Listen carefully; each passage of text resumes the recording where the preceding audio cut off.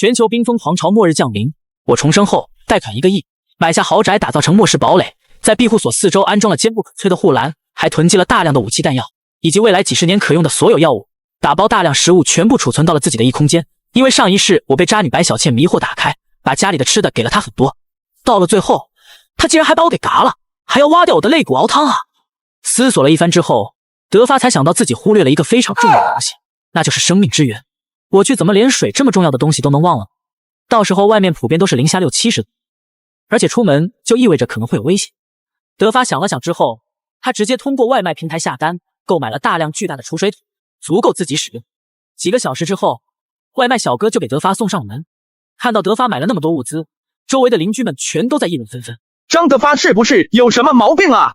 又不是末世囤那么多物资干嘛？对呀，前几天他们家装修，我看到不少人抬着起码10几厘米厚的钢板，可能是脑子坏了，学人家电影里面搞什么末世堡垒呢？我也在很多视频里面看到过一些有钱人闲得无聊搞那种东西，这不完全是杞人忧天吗？是啊，现在又买了那么多大水桶，他该不会以为黑市是将来会缺水吧？估计脑子有瓦特了。现在你们就笑话老子吧，等到寒冰末日来临的那一天，你们就会明白自己现在有多愚蠢了。德发，你买那么多物资到底是干啥的？有什么需要帮忙的，和我说，我给你搭把手。保安大叔一直尽职尽责。前世的时候，他为了帮助一对即将饿死的母女，把自己最后的粮食捐献了出去，自己活活饿死。保安大叔人也不错，把还是给他提个醒吧。今年气温有些反常，我有内部消息，这个冬天很不好过，为了以防万一，你最好也多囤点吃的喝的，免得到时候物资涨吧。德发，真的内部消息靠谱不？你看看我都准备了这么多东西了，你可以囤点泡面和矿泉水，这些东西也不怕买得多。一旁的刘大爷闻言却走过来，对德发说道：你可千万别到处说这种话，现在这个和平时代怎么会缺少物资？说这种话小心被人举报，你造谣，到时候可是会被叔叔请喝茶的。我能提醒的已经提醒完了，信不信就是你们的事情了。回家之后，德发把水桶都装满，全部丢到了一间。就这样，时间一天一天过去，很快就过去了。20多天，距离末日来临不远了。德发决定对大超市的那座巨型仓库下手，只要拿下这座仓库，他就可以获得自己3辈子都使用不完的物资。德发决定采用最为简单的方法，那就是在值班人员喝的茶水当中下药。由于这些人都是德发的熟人，所以德发很轻易的就得手了。等到药效发作之后，他们沉沉睡去。做完这一切之后，德发来到了超市仓库，这里存放着上1吨的矿泉水、饮料、酒水，各种各样的东西，一股脑的全都装进了自己的仓库之中。就这样，很快把整个超市仓库搬空了。主管，大事不好了，出大事了，快醒醒！怎么了？什么是慌慌张张的？出怪事了，我们仓库一夜之间被人搬空了。这到底发生了什么？怎么仓库里那么多物资全都不见了？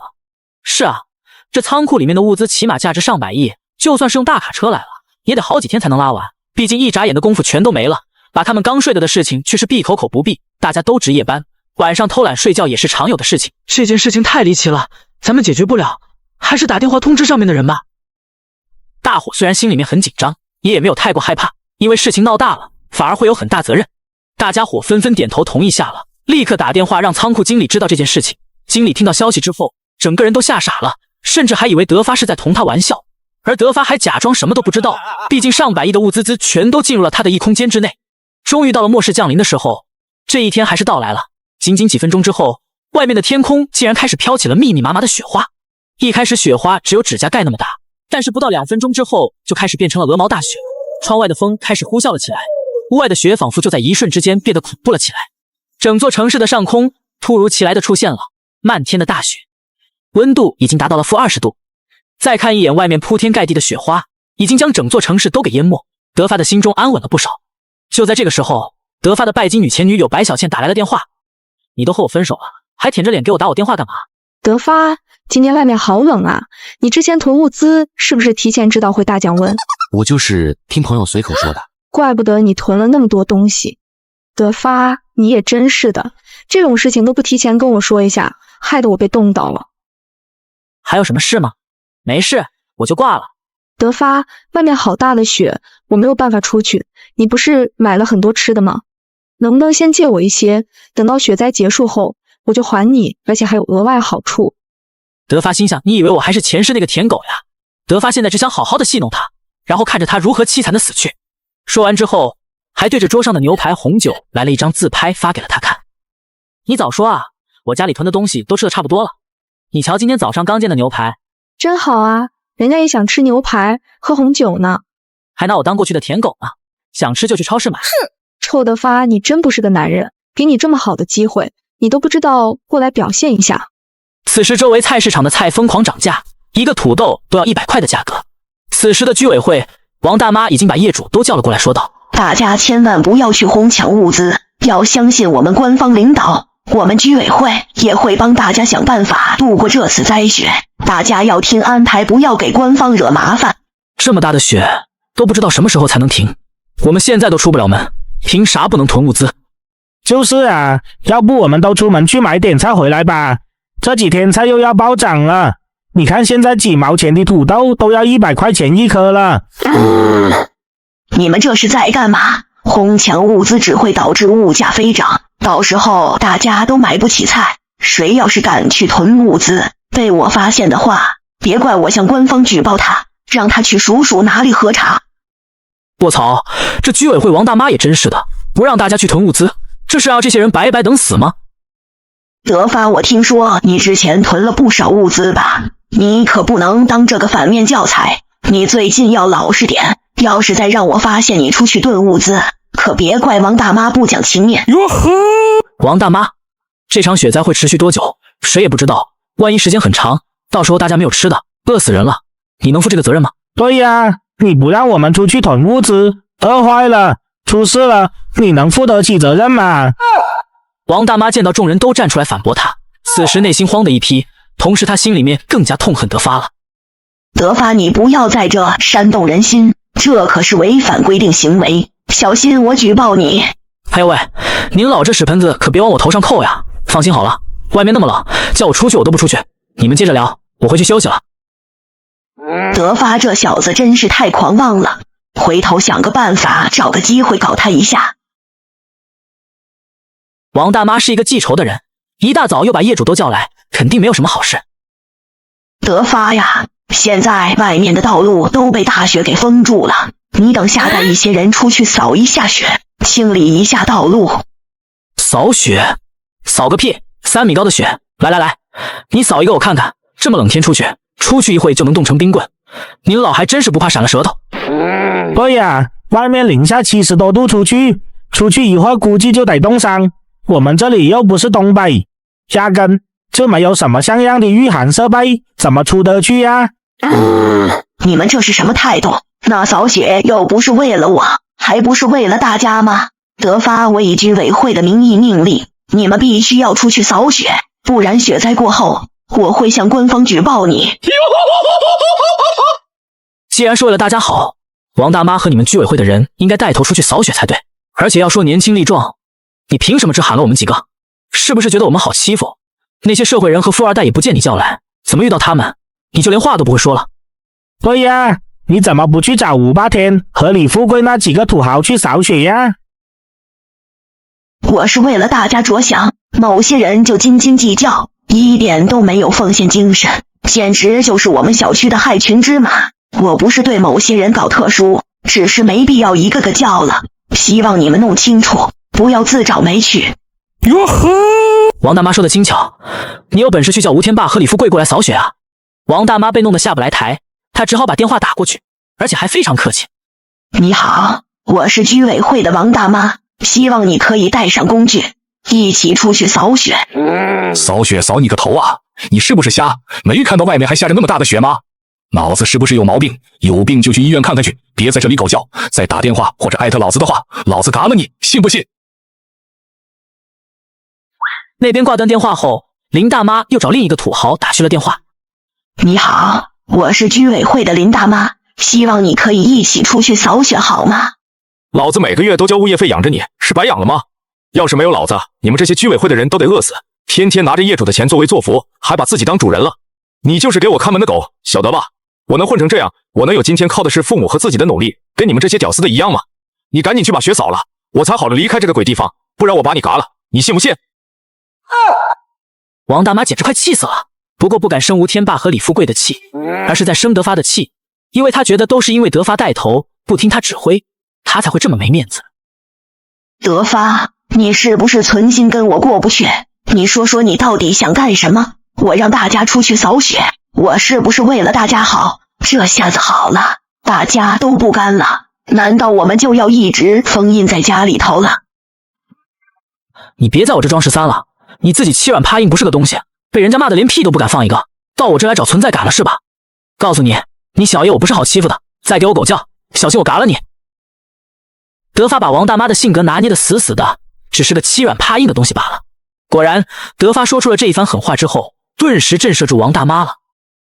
现在还是别激怒他了，等着我以后有的是办法让你过不好，早晚有你来求我的那一天。现在我就不跟你一般见识了，你给我等着。轰！德发这时打开了家里的发电系统，发电系统开始运作起来。德发看了看手机，看到业主群都议论纷纷。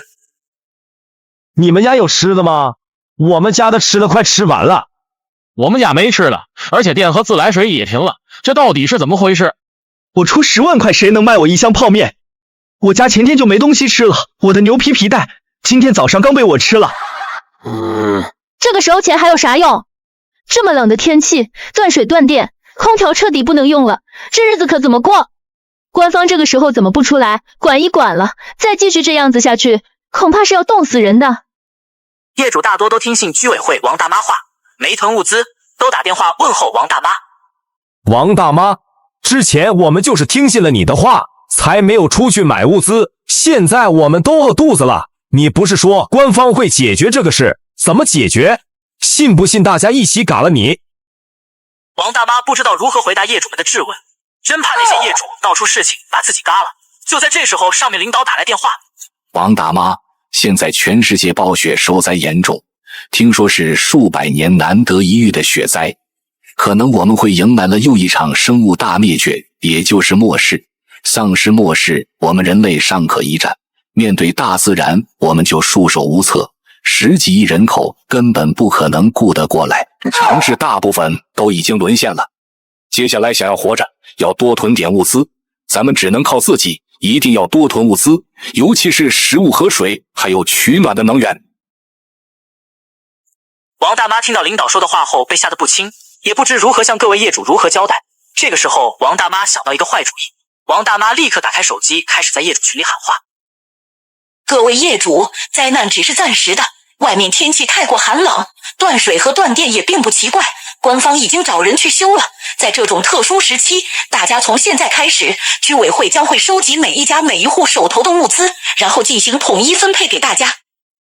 德发拿着手机，看着手机里业主群王大妈的消息。重生前这个王大妈就是用这种的方式，从别人手里骗走了不少物资，坏事做尽。曾经我看到一个姑娘为了一包泡面，让几个大汉为所欲为，最后活累嘎了。王大妈正在挨家挨户的收集物资，总会有一些胆小的，因为魏卷听从王大妈的话，把物资给了她，也有一些强势的，就是不给她。王大妈，你看看外面3米高大雪，根本没办法出去，各家各户的东西自己都不够吃，你还要收集起来统一分配，你说这像话吗？敢要我的物资，我就跟你拼了！来呀，试试呀！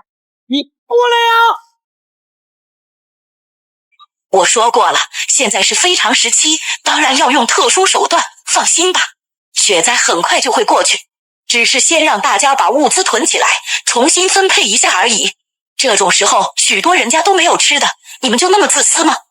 没有物资的肯定会支持王大妈，有物资的肯定不会，人性尚可如此。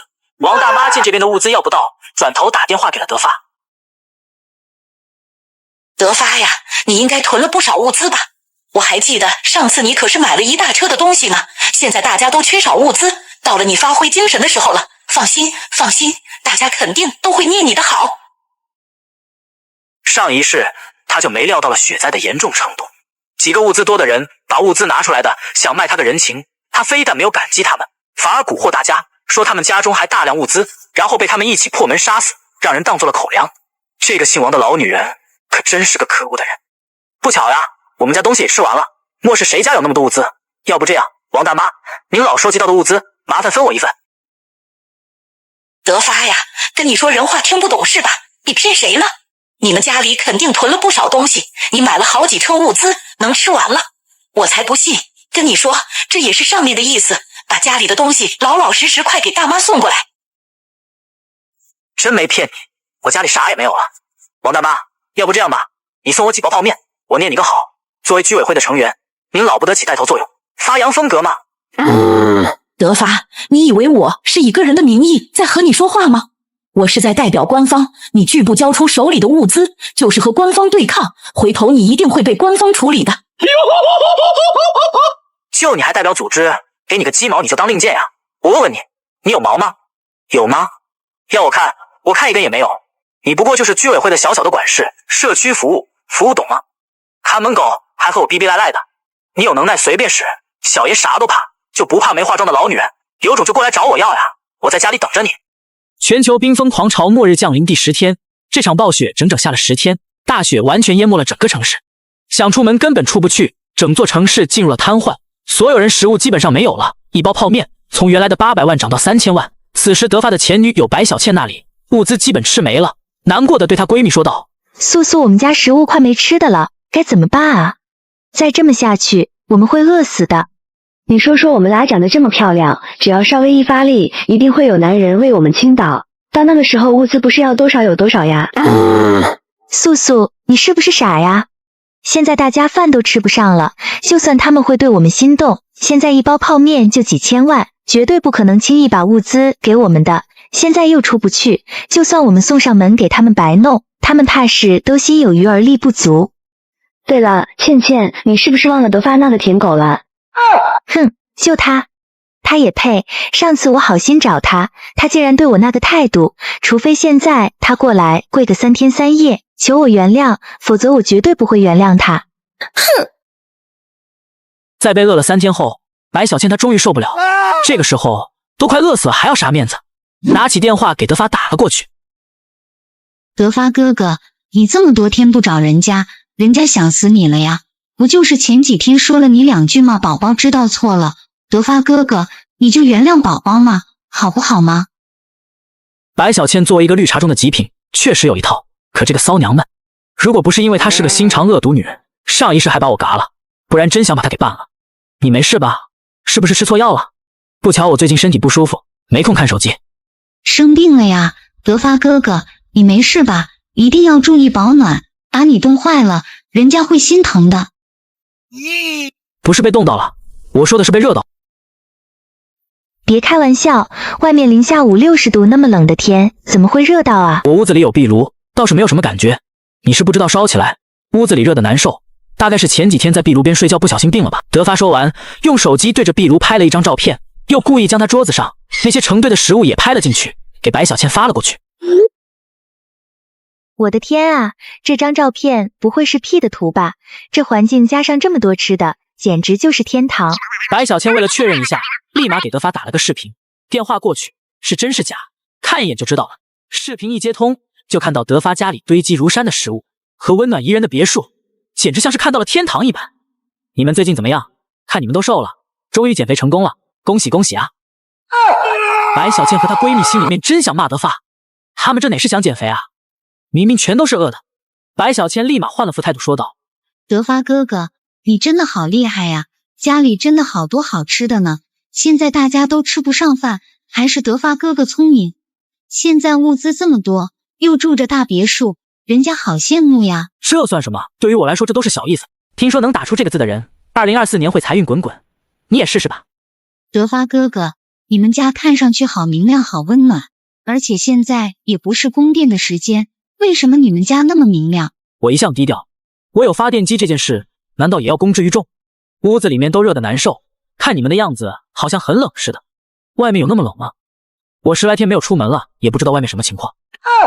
白小倩立刻换上了一副柔弱温柔的样子，对德发说道：德发哥哥，你好厉害，人家好喜欢你呀，能不能让我去你家住几天？好久没有见到你了，倩倩好想你呀。白小倩觉得自己这一招肯定管用，毕竟重生前她就是靠着这一招，让身边不少舔狗对她马首是瞻，何况德发也追求过她。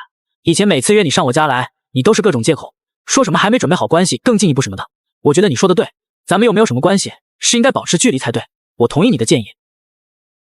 德发哥哥，人家过去是为了保持神秘感吗？德发就当是倩儿错了吗？人家现在就过去给你赔罪，大不了人家换上小裙子，让你为所欲为，还不行吗？那怎么行啊？咱们俩又不是情侣，孤男寡女同处一室，传出去让我德发怎么做人？为了我的不那么尴尬，不好意思，我拒绝。白小倩几乎要被德发这句话给气炸，但是已经饿3天了，已经顾不上什么脸。德发哥哥，其实人家一直以来都是默默喜欢你的，男女朋友什么的以后也不是不可以考虑呀。你说怎么办，人家就怎么办，倩倩都听你指挥好不好吗？德发哥哥，极品绿茶也不是谁想做就能做的，这一番操作，寻常人没有10年的功力，绝对做不到。白小倩，你是不是误会了什么？我承认过去有段时间咱俩关系还不错，不过你该不会是觉得我会喜欢你吧？哪里？德发哥哥，你这是什么意思啊？你过去不是最喜欢倩儿的？别误会啊，我承认你的确是有几分姿色，大家逢场作戏而已，何必当真？最多就是玩玩而已。就凭我的条件，在如今黑市想找个有模样有身段的女朋友，只要我一句话能来一个牌，你信不信？哼，臭德发，你不要太过分了。哟，行了行了，你也别在我面前装纯了，我早就看出来了，你不就是一个捞女吗？天天当富婆，你以为有钱人都是傻子吗？再告诉你一件事情，圈子里都是出了名的，今天去舔刘少，明天去追杜少，连杜少他爸你都不放过，人家只是跟你玩个几天，你还真当自己能做有钱人家的少奶奶了？知道他们私底下怎么叫你的吗？公交车，公共车。臭德发，你给我闭嘴！我不就是说了点实话吗？你急什么？难道我说错了？德发不给白小倩反驳的机会，立马挂断电话。德发，这个的家伙，他算什么东西，也敢骂我公交车？如果不是现在是末世，给老娘提鞋他都不配。全球寒潮冰封末世求生第15天，食物储存严重不足，物资的价格已经变成天文数字，金钱已经没有任何价值。此时失去理性的吴霸天带人开始带人抢夺物资，很多不配合的人都被打死，尸体被当作口粮储备起来。这时吴霸天拿起手机在业主群喊话：群里能喘气的都给我听好了，乖乖把手里物资交出来，我也不想杀人，如今末世降临，我也是无奈之举，只要你们大家乖乖配合，我保证大家可以平安无事，不配合的就别怪我手下无情了哈。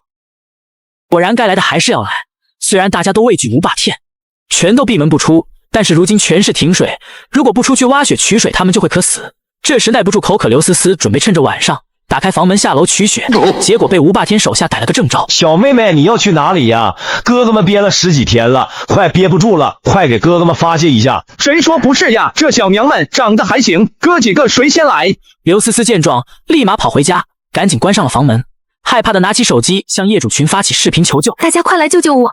吴霸天的手下正在砸我家的门，求求你们了，救救我，不然我会被他们杀掉的。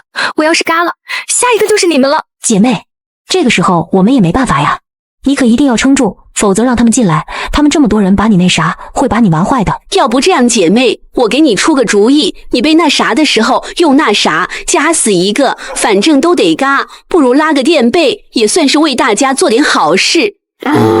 不等业主们说完，房门就被一脚踹开，一个个饥渴难耐的如同饿狼般向刘思思扑了过来。德发外面吴霸天他们太可怕了，昨天晚上刘思思就被他的手下把他那啥后还把他嘎了，他们早晚会袭击我们的，我们大家必须团结起来。没事，这又怎么样？我又不害怕，就他们几个臭番薯烂鸟蛋，能伤得了我吗？可是他们有枪，而且你只有一个人呀，他们可是有5、6个人啊，所以你现在也非常不安全。有枪很可怕吗？我想知道那你们是怎么想的？现在大家分散着住，实在是太危险，所以我们决定搬到一起住。你们家应该是目前最安全的地方了，所以大家想搬到你家一起对抗吴霸天。你们聚在一起有啥用？互相挡枪子呀。德发，你们家又大，而且防盗门特别的结实，还有电网，非常适合用来对抗吴霸天，所以我们希望你能够加入我们的队伍，大家一起对抗吴霸天。我不需要，我现在一个人过得非常舒服，你们休想打我主意，你们再找别的地方吧。现在大家都有生命危险，你不要这么不近人情，只有大家在一起，我们才能活下去。只是因为你们家天台方便取雪水，大家才选中你们家。你以为我们是想占你的便宜吗？实际上大家是在保护你呀。保护我？就靠你们几个呀？你是怎么这么厚颜无耻说出这话？保护我？你们有这个实力吗？我承认我们是有求于你，但是你得这样想，你让我们去你家避难，你就可以救活7、8条生命，难道你忍心眼睁睁看着我们被吴霸天给杀死吗？我们可是做了10几年的邻居啊！如今就是弱肉强食，能不能活下去看你们自己有没有这个本事。你们对我没有一丢丢价值，又凭什么大言不惭的说让我保护你们？说完之后，德发直接退出了业主群，想打他的主意真是异想天开。此时业主群的几个人聚在一起，打算联合起来。之前答应让你们2个住进来，是看我弟弟富强的面子上。你不是说你能说服德发，让我们搬进他的堡垒面吗？德发现在根本不同意。刘姐，德发家里的物资真的非常多呀，还有发电机，还安装了壁炉。只要我们能够住进他的家里，以后的日子就不用愁了。是啊，视频大家都看过了，应该明白，德发家里囤的物资够我们大家吃好几年了。只要我们能住进去，不光能够对抗无霸天，而且还能过上好日子。可德发表现得非常强硬，根本不愿意让咱们搬进去。他这种人也太自私了，完全不顾别人的死活。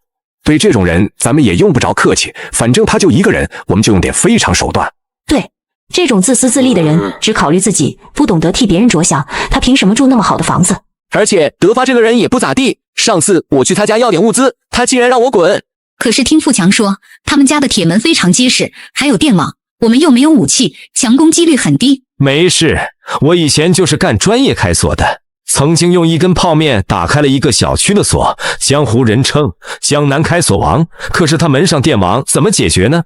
我就是电工，辛辛苦苦做了10几年电工，是时候展示一下专业水平了。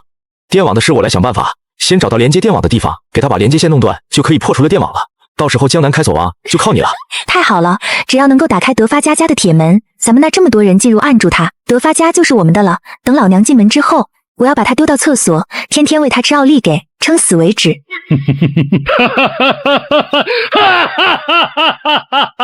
好，到时候我负责去了。我若拿出这个，阁下该如何应对？军人盯上了我堡垒里的物资，想撬开我的铁门，进来抢夺物资。连接线应该是这个，我切除了。江南开锁王看你的了，我们要速战速决，10分钟解决战斗，不然会被冻死的。拥有开锁技能的林浩开始撬德发家的铁门。你不是说切断了吗？为啥还有电？快救救我！林浩刚一触碰的铁门就被电死，看到林浩被电嘎了。这时身为林浩兄弟的富强气的不行。德发，你这个魔鬼，给我滚出来，还我的林浩！你们想来撬老子的门？你们这不是找死吗？你们这么不想活着？好好好，我成全你们。德发，我们本来不想使用暴力的，想过来跟你商量合住的事，你怎么能嘎人？你简直比吴霸天还要恶毒，你就是个嘎人魔鬼！少废话，明明是你们来我家撬门，想要抢夺我的堡垒，打了也是活该，还有脸在这里狗叫？你是怎么有脸说的？德发，我们都是好邻居，只是想和你商量一下，但你也太过分了，直接把人嘎了，林浩就这么不明不白嘎了，你这也太可恶了吧？是小爷我请你来了吗？你说你过来和我商量，啥也没说，直接上来断我电，这就你所谓商量？跟你说吧，门周围电线就是诱饵，剪断也没用。你们不就是想弄开门之后一起把我嘎了，然后抢我的堡垒？行了，别装了。德发，我们最后警告你，现在开门放我们进去，不然后果自负。对呀，德发，我们不会抢你东西的，我们大家只是想跟你合住，一起对抗吴霸天。是啊，要不到时候让你住在大房间，物资也先供着你用，这总可以吧？是不是有大病？有病就去治，这里本来就是我的，你们反倒反客为主了，安排起我家怎么分配了，有啥能耐用出来？我看看你们能不能进来。刘梅、白小倩几个人聚在一起，商量着下一步的计划。现在林浩嘎了，没有人能够开锁，要不咱们撤吧，快回去吧，不然马上就得冻嘎了。德发果然不好对付，看他这架势，就好像预知到末世会来一样，装备物资都非常充分。要真是那样的话，这个德发就更加可恶了。明明知道雪灾要来，结果只顾着自己，都不提前通知大家。问题是，接下来我们应该怎么办？咱们不行了，直接撞破门可不可以？要不我们找根绝缘棍子，那就不怕电网了，然后大家一起撞开。德发通过监控看到众人离开了，德发手持一把枪，本来想嘎2个人，不过他不急，反正现在生活过得太无聊，需要找点乐子，所以德发要看看这些人打算怎么破门。3分钟之后，他们几个人又回来了，这一次他们抬来了一根又大又粗的绝缘棒，对着他的门一顿乱撞，可是钛合金的铁门没有任何反应。我的天，这铁门到底有多结实？就算是金库的门也没那么结实吧？富强他们几乎绝望，再不破门就会被冻死。你们的3板斧抡完了，该我了。德发立马从异空间拿出加特林，我若拿出这个，阁下该如何应对？然后出去举起手中的加特林开始射击，射了出去一声惨叫传来，然后连续开了很多枪，2个人还没反应过来就嘎了。白小倩和其他2个人立马坐上车，落荒而逃。这样，听说能打出这个字的人，2024年会财运滚滚，你也试试吧。样的结果都是你这个臭娘们害的。你们不是说他家只有门和电网吗？为什么会有枪？有就有吧，还是加特林？你们是不是早就知道了？所以才跑得那么快？为什么你们两个还活着？这一巴掌顿时把白小倩吓得瑟瑟发抖，伤心的流下了眼泪。我也不知道德发从哪里搞到的武器啊，刘姐对不起。姐你别这样，我可以作证，小倩确实什么也不知道啊。那为什么他们俩一点事都没有？刚刚我可是看到了，他们跑得比兔子还快。你不是也没受伤吗？为啥还好意思说我们呢？我们都得必须嘎了你才满意吗？我没受伤，那是我命好，没被射到而已。现在我们这些人都是被你们害的，你们现在离开我家。别赶小倩走，我们现在都受伤了，总得有人来照顾。刘梅想了想，只能求赵大夫过来看看。赵大夫，我弟弟的命就靠你了，请你赶快给他们治好他们，我用1包泡面作为酬劳。他们的伤势太严重了，除非有专业的设备和药物，否则没办法治疗，我只能取出子弹。赵医生，你就放手去做吧，我相信你一定会救我弟弟。子弹上面都是锈迹，这样是会造成感染的。子弹是取出来了，但是没消炎药和抗生素会感染，没多久就会嘎。德发，你好狠的心呐，他一定是故意的，他怎么能这么狠毒？即便我们占了他的堡垒，也不会嘎了他呀。总之，如果没有药物的话，只是取出子弹，还是会有很大的生命危险，懂吧？白小倩突然想到什么，连忙说道：德发家里面有药物。这是真的吗？他家真的有药？你可不要撒谎啊，因为你的缘故，我们好几个人都受了重伤。我记得就在1个月前吧，从那个时候起，德发不知道怎么就开始往家里疯狂的囤物资，我几乎每天都可以看到货车给他送东西。有一回我就见到医药公司的车给他送了几百箱药物，他家里面肯定有药。抗生素并不是什么稀有的药物，如果他真的是预知到末世降临的话，一定有大量的抗生素和消炎药在手里。富强像是看到了生的希望，立马激动地说道：那你们快去找德发呀，让他把药拿来救我的命。我的伤就是他弄的，所以他必须救我。可是刚刚发生了这种事情，他恨不得嘎了我们，怎么会拿药来给我们呢？我们又没有伤害他，而且还打算破门之后留一些物资给他，反而是他心肠恶毒，对我们痛下杀手，我们才是正义的那一方。这件事情就交给你去办了。我知道德发是你之前的舔狗，所以你去药最适合。全球冰封，寒潮末世，一群人为了夺我的堡垒，被我当场嘎了1个人，另外2个被我嘎成重伤。此时我的前女友白小倩过来问我索要药物。德发哥哥，昨天林浩被你电嘎了，那个李二蛋被你射中早伤的时候也嘎了。嘎了就嘎了呗，早嘎晚嘎都一样。你们不会真觉得靠自己能在这末世幸存下来吧？德发哥哥，倩儿知道错了，都是我的错，之前不应该戏耍你，让你当我的舔狗，现在我整个人悔青了。德发哥哥，你可以原谅倩儿吗？给我们点消炎药，救救富强好吗？你觉得我会把药给你们吗？德发哥哥，富强被你击中，现在快不行了，我们没有药品，再不治疗他会嘎的。德发哥哥，我记得你之前囤了很多药呀，倩儿求你了，借我们一些药物，我们保证以后不会打扰你的生活。白小倩，你用你这小脑袋瓜子想一想，我为啥要用生锈的子弹？我就是想看着他们慢慢的嘎，这才是我的目的。你竟然大言不惭的找我借药，你的小脑袋是不是秀逗了？德发哥哥，我们真的知道错了，求求你救救富强吧，我会报答你的，我们保证以后再也不去骚扰你了。而且末世之下，所有人都很困难，我们应该互帮互助才对。德发哥哥，不要这样好不好？难不成你得让我们嘎了你才满意吗？你的心里才舒坦吗？没错，我现在舒坦得很。德发兄弟，你还记得吗？我还请你吃过饭呢。你还好意思说？你请的客让我付的账，你怎么好意思说的？德发，是我们对不住你，但是现在大家都很难，还有吴霸天在那里打人，大家都朝不保夕，做人留一线，日后好相见。万一以后用得到我们的地方，我们也会帮你。你今天给我们药物，我刘梅日后会加倍报答你的。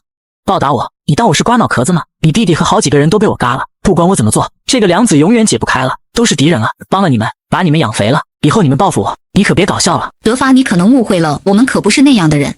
闭嘴吧，再装下去就没意思了。你们是什么人？和我有啥关系？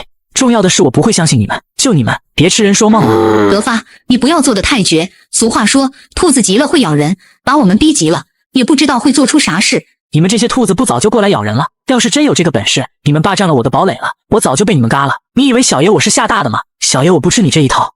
德发哥哥，我们非得走到这种地步吗？过去我们俩多好啊，我们就不能放下彼此成见，重新开始呀？德发哥哥，其实倩儿一直心里装着你呢。突然，德发的心里面产生了一个邪恶的想法，他知道刘梅等人就在白小倩身边，白小倩的舔狗富强也能听到他们说了什么，所以德发故意说道：“哎，小倩呀，其实哥哥我还是很喜欢你的，只是你之前做的太过分，把我心都凉透了，让我不能原谅你。这句话就仿佛像黑夜里的明灯，照亮了白小倩的内心，给了她无尽希望。她不顾旁边人异样的目光，激动地说道：德发哥哥，我就知道你是最喜欢倩儿的，你真傻。其实倩儿是最喜欢你的了，你是倩儿心目中永远的男神。德发哥哥，之前做那些只是一点小考验而已。哎呀，德发哥哥真是个小直男，就看不懂得倩儿的心思呢。不过众人觉得白小倩真能搞定德发的话，才有机会弄到他的堡垒和物资，所以大家都没说话。德发哥哥，倩儿好想住进你的堡垒，以后我就是你的女人了。你想让我干什么？想怎么干，倩儿我都听你的，好不好吗？德发哥哥，太好了，小倩你快来吧，我等不及了。这时，白小倩的闺蜜林素素急切地说道：小倩带上我，一定要带上我呀！不过小倩，我喜欢的人只有你一个人，也只能接受你一个人过来。至于你周围那些下作的人嘛，你最好和他们保持距离。现在末世大家都朝不保夕，不要让那些人过来拖咱们的后腿，影响我们两个的生活，你说对不对？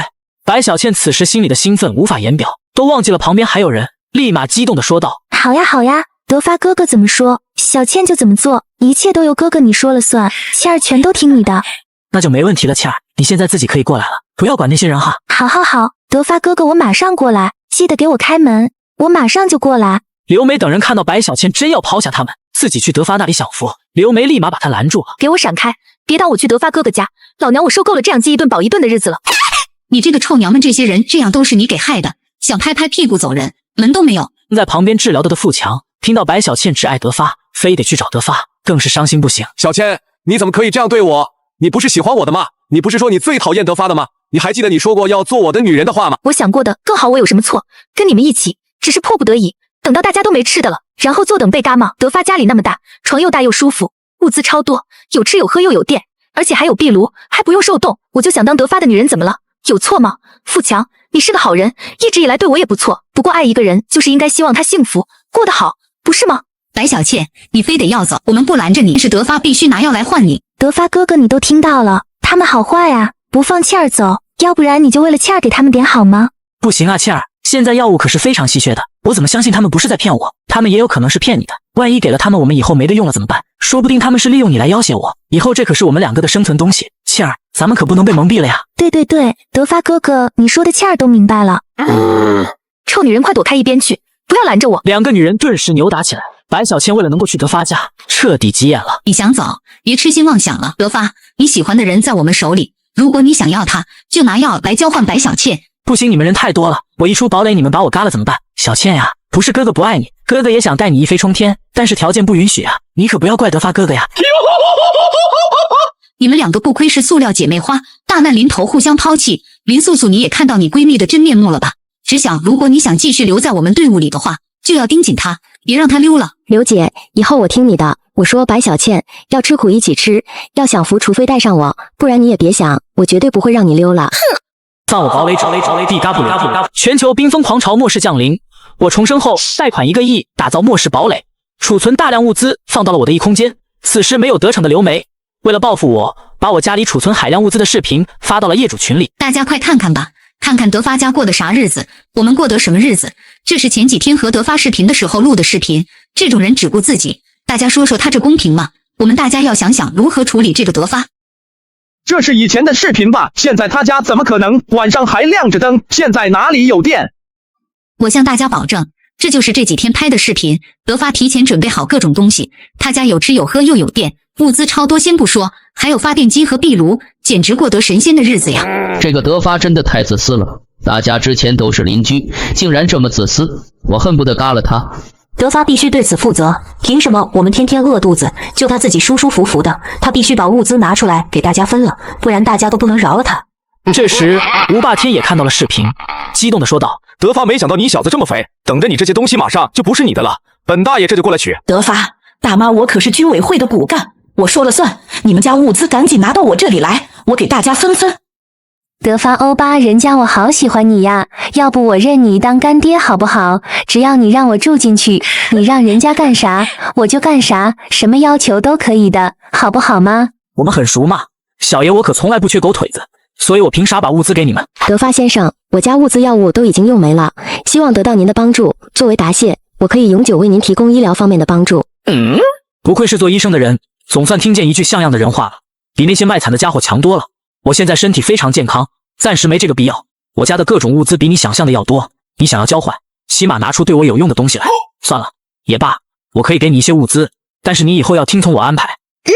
好的，德发先生，你要让我做什么，吩咐就可以了。那些人大概要对我下手了，你把他们要怎么行动的消息提前和我说一声就可以了。德发先生，我明白了。此时，吴霸天对着业主群喊道：“我现在不会对大家下手了，你们放心，现在首要任务是大家攻陷德发堡垒，瓜分他的物资。他们家的物资比我们所有人的总和还要多，只要把它攻破了，大家要米有米，要粮有粮，所获得物资我只要一半。大家跟老子走，一起去嘎了这个自私鬼，拿回属于大家集体的物资。”德发先生，不好了，那些人全部朝你堡垒过去了。他们看到你家物资后，已经都失去理智了。附近的几个小区能动的人都过去了，你得快想想办法。行啊，我知道了，提醒你一下，你可千万别过来，不然后果自负。在家乖乖等着看好戏吧，这对于他们来说，绝对会让他们感受到终身难忘。这时，德发堡垒门口聚集了一大批人。德发，你已经被包围了，不要做无谓的抵抗了，把你手中的物资全部交出来，不然的话，破门之后就嘎了你。小爷我等着你们，有本事进来拿呀！我家物资要多少有多少，看你们够不够硬。被德发这么一嘲讽，一群人准备砸门，但是刚一触碰就被电嘎了一片。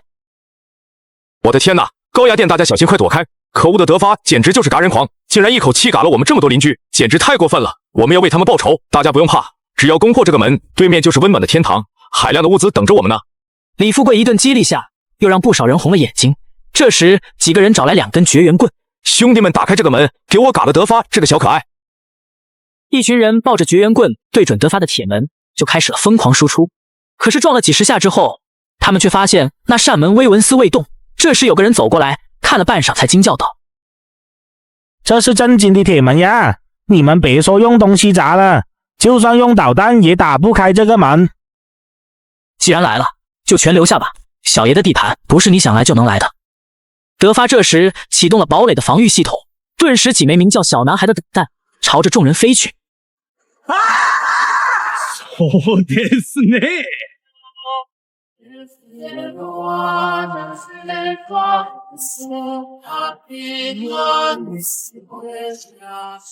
放我堡垒者，地嘎不了。大家好，我是你们的德发，今天是元旦，祝我的粉丝宝宝们新年快乐。听说今天打出新年快乐，2024年会好运连连。你也试试吧，你敢相信吗？眼前这个人，在如今冰封寒潮末世，不仅8亿个亿打造堡垒，还囤了100亿的物资，更是把进攻他堡垒的人全给消灭了。此时，一群人给德发打来视频电话，德发还以为这些人又是来找事的，没想到他们突然跪倒在地恳求：“德发爷爷，我们都快要饿嘎了，求求你救救我们吧，哪怕只给我1块肉也行啊！”叫我爷爷，我有那么老吗？磕头的大部分都是女人，试图取得德发的同情。你们大家别这样，看到你们这样我就想吃肉。那群人眼睛们看得都直了，口水都不自觉地流出来。德发，我们只想生存下去，你就给我们一些食物，让我们像狗一样的活下去就行。以后你想让我们干什么，我们都听你的，好吗？这可是你们说的哈，别说小爷不给你们机会。你们现在谁能把吴霸天嘎了，我送他100斤牛肉。周围人听到这番话，犹豫起来。吴霸天的手里面有枪，想嘎了他，也许自己会被他嘎，但是面对100斤牛肉呀，还是有人想铤而走险。这时，一群人偷偷找上了吴霸天，打算偷袭。这时，吴霸天突然感觉到后背非常痛，他猛地回头，拿起手里的家伙，却发现所有人看他的眼神都带着期待。你们这些蝼蚁，在我背后搞什么？赶紧滚开！那些人看他的眼神依旧异常，甚至可以说有些诡异，不像是在看一个人，而像是在看口粮一样。吴霸天这时也有点慌了，立马带着手下离开。很快，德发又收到了许多人发的消息和视频电话。经过上一次的教训后，周围人也是彻底被德发打服了。许多人开始求德发可怜他们，或者提出想用东西交换，比如说曾经的地产老总王建森。德发兄弟，这是我的女人，我可以把我的女人送给你，让她过去伺候你，只要你拿出一点物资就行。她可是曾经黑市有名的网红，你看看这大灯，这尾翼，做那啥的时候超爽的。可别误会，我没用过哈，我随便猜的。你没用过，你怎么知道超爽的？不得不说，这个网红身材确实有料。不过这种公交车我是不可能要的，万一趁我睡着了把我坤嘎了，然后夺走了我的堡垒，不就得不偿失了。第二天的时候，楼道里面传来了枪响，像是放了2个大号的鞭炮，无疑是吴霸天弄的。显然德发昨天的悬赏有作用了，2个男人手里拿着杀猪刀倒在地上。不过吴霸天也没有好到哪里去，他手里拿着枪，一副惊恐万分的模样。吴霸天马上让手下的人把这2具坤体拖走，当即就把坤体拖到了厨房当做储备粮。他早就看到了群里的消息，知道德发对他进行了悬赏，这让吴霸天感觉到了危机。但与此同时，他更加的疯狂了。来呀，本大爷把你们全都嘎了！想嘎老子，白日做梦！放松下来之后，他忽然感觉后背有些疼，于是喊来一个手下，让他看看怎么回事。那个手下看了一眼之后，顿时说道：“天哥，你后背有把西瓜刀。”这两个狗东西，给我把它们搅成肉泥，包成饺子！吴霸天连忙拿起手机给赵大夫打了过去。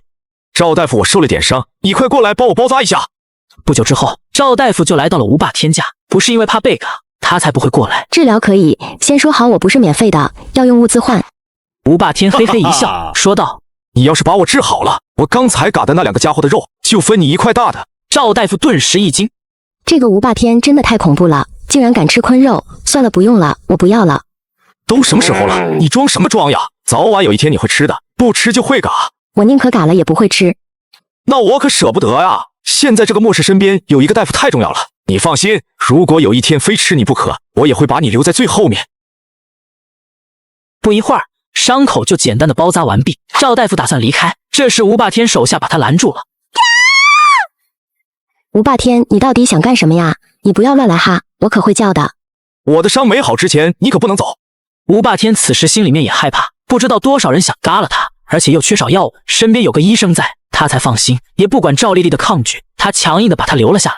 这么下去也不是个办法，这些菜鸟都敢打我主意，现在事态对我们很不利，只有把德发那个家伙给嘎了，攻占了他的堡垒，咱们以后才会安全。他们家里面物资也多，起码足够咱们生活几年呢，说不定那个时候末世就结束了。所以当下还是得考虑怎么对付这个德发。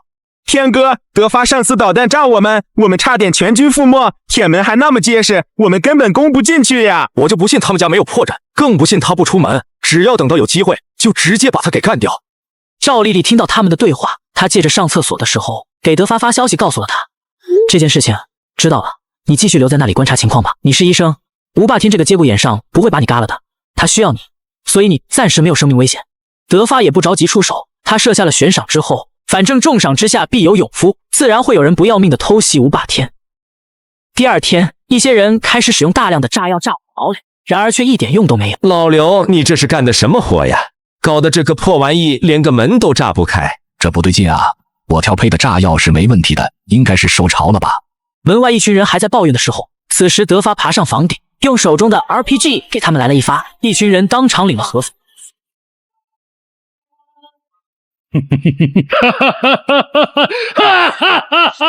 你敢相信吗？在全球冰封寒潮末世，一群人用炸弹炸我的堡垒，被我用 RPG 全给嘎了。此时德发给赵丽丽打去电话，赵医生，我可以暂时让你来我堡垒住下，但是你要绝对的听我安排。赵丽丽顿时一惊，真的吗？真的可以让我去你的堡垒住？德发先生你放心，我绝对会像狗一样忠诚的。好呀，你晚上趁着吴霸天睡着了就偷偷溜出来，到时候我会打开堡垒铁门让你进来。德发先生，太谢谢你了，以后你就是我的神，你让我干啥我干啥。赵丽丽这个人前世的时候人品也不错，正好让她来帮助我，家里这么大物资这么多，也缺个女人，毕竟我也好久没那啥了。赵丽丽趁着夜色吴霸天等人都睡着的时候，偷偷溜了出去，跑进了德发家的堡垒里。你怎么还这个打扮？一个女孩子就没有其他衣服吗？德发先生，我之前没有物资，都拿去换成物资生存了。好吧，你去隔壁房间，我之前囤了很多衣服，你快去挑几件换上。好的，谢谢德发先生了。不一会，赵丽丽就换好走了出来。德发先生，您看这身怎么样？不得不说，你换了身衣服还挺有料的。哎呀，德发先生，不要这么说，整得人家都害羞了。德发先生，昨天你家堡垒的爆炸是怎么回事？是周围26栋那些工人干的，附近有一个新开发的小区，所以不少工人都在周围租房子。我们小区也算是中高档，租金也挺贵，他们怎么可能花这么多钱住这里？他们一间屋子里住10个人，你还觉得很贵吗？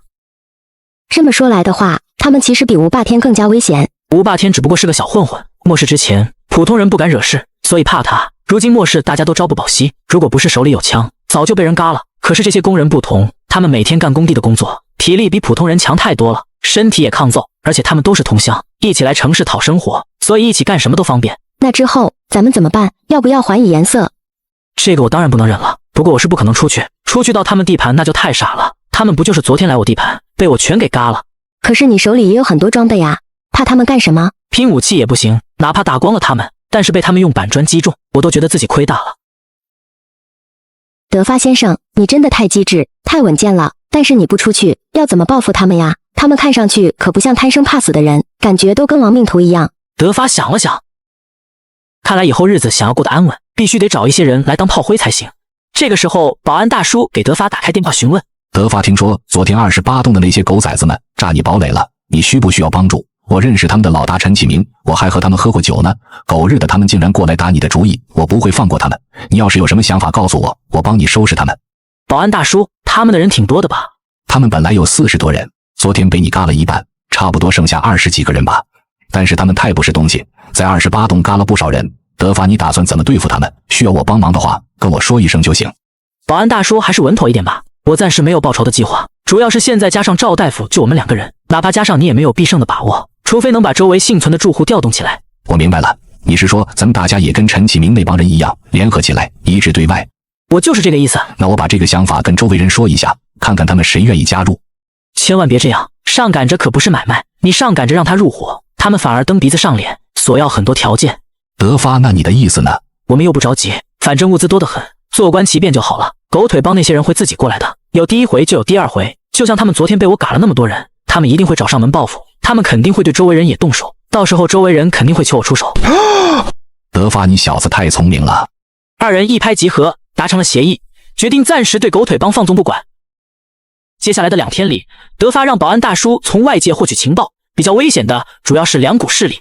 德发，我打听了一下，一股是隔壁28栋的狗腿帮，主要的武器是钢筋手，里面没有枪；另一边是21栋年轻的势力，叫猛虎帮，听名字挺霸气，但是战斗力可不弱。这些人里面有学生，有小混混，普遍年龄在20岁左右。猛虎帮领头的有2个人，一个叫谢东，一个叫高强。行，我知道，你继续搜集情报，一定要搞清楚他们有没有枪支，这一点很重要。第2天，德发家门口又来了一批人，并且还抓了一些德发周围住户。前天见识过德发的手段，他们暂时也拿德发没办法，那就只好对德发周围单元的住户下手。德发，你以为我们嘎不了你？难道还嘎不了你周围的邻居吗？到时候你周围人因为你被嘎了，你就不内疚不难受吗？德发，你不出来，我就嘎光你的邻居。你要赶就赶快点，他们的死活和我有啥关系？我就是不出去，你打我呀，打我呀，打不到哈哈气死你！德发，你这个没良心的，好歹我们也是多年的邻居了，你就忍心看着我们被嘎吗？我们做牛马也不会放过你。少废话！之前打我堡垒主意的时候，你们怎么没想到这一步？想要我的命，换你们的命，别厚颜无耻！臭德发，你为什么这么狠心？你一个人活着有啥意思？就不能用你自己挽救我们大家吗？我自己潇洒的很，你们几个要动手快点，小爷没空看你们表演杀猪。德发，你不肯出来，那就动手吧。德发，我们还会再来，你一天不交出堡垒，我们就一天不会停止。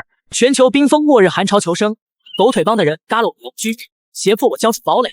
此时德发堡垒中，狗腿帮的陈启明那些人已经对周围人开始动手了。我的目的已经达到了，目的就是为了让堡垒周围邻居们感到害怕，不得不求小爷我出手。德发哥哥，你真厉害！这算啥？其实我那啥的时候更厉害。果然不久以后，德发周围邻居全都受不了狗腿帮的嘎人行为了，纷纷联系德发。德发，你看看你惹的祸，这件事你要解决啊！狗腿帮那群人是你招来的，也是被你嘎的。德发，你必须得负责啊！和我有啥关系？凭啥让我负责？狗腿帮说了，你一天不交出堡垒，他们就一天不会停止嘎人。德发，如果你有点良心的话，就自己去承担起来。你真的忍心看着大家因为你全被嘎了吗？你们是不是搞错了什么？是我叫他们过来的吗？如果不是我家有装备，我早就被嘎了。你们没本事抵抗，关我屁事！如今末世朝不保夕，现在就我家最安全，我才不出去呢。德发，就你自己一个人安全了，你让我们怎么办？你惹出的祸让我们受苦，你还有没有良心？我们凭什么替你承担？你良心让狗吃了吗？你们爱咋地咋地，这件事和小爷我有半毛钱关系吗？你们还别大言不惭的，和我谈良心。前几天进攻我家堡垒的时候，我就问问你哪个没有出手，要不是小爷我宽宏大量，早就直接找上门给你们一人一梭子子弹，把你们这些人一个个送回老家去。是不是看我没有主动对你下手，就觉得我不会嘎了你们是吧？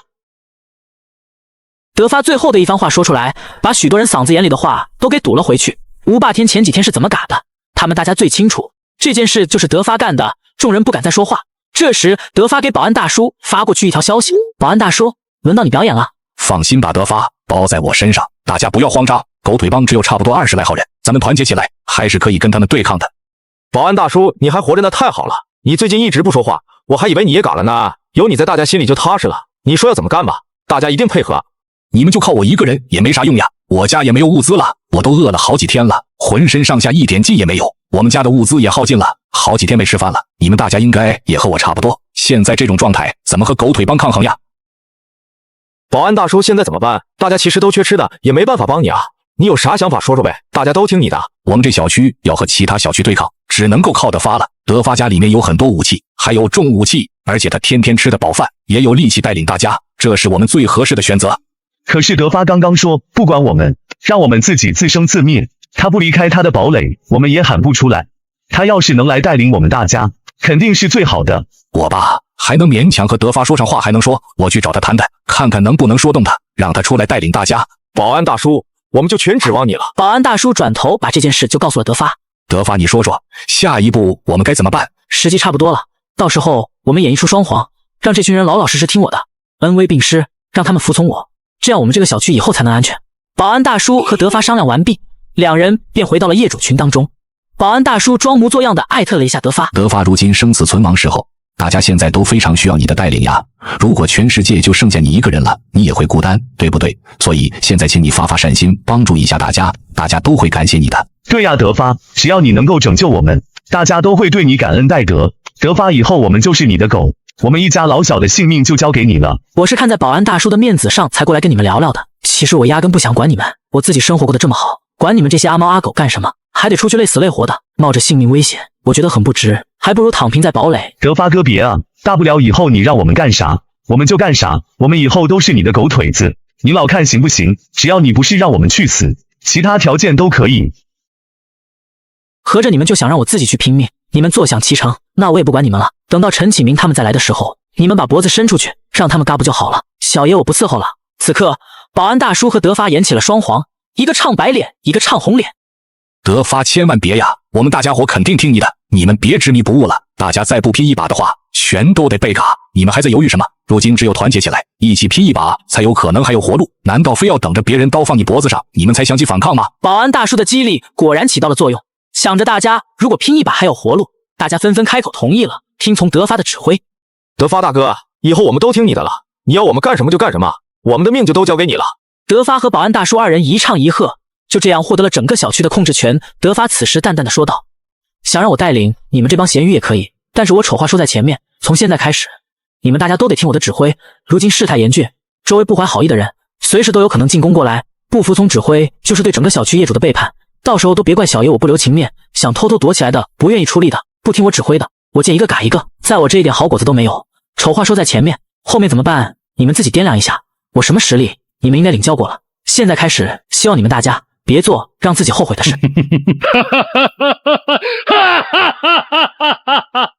全球冰封寒潮末世求生，重生后我花1个亿打造了末世堡垒。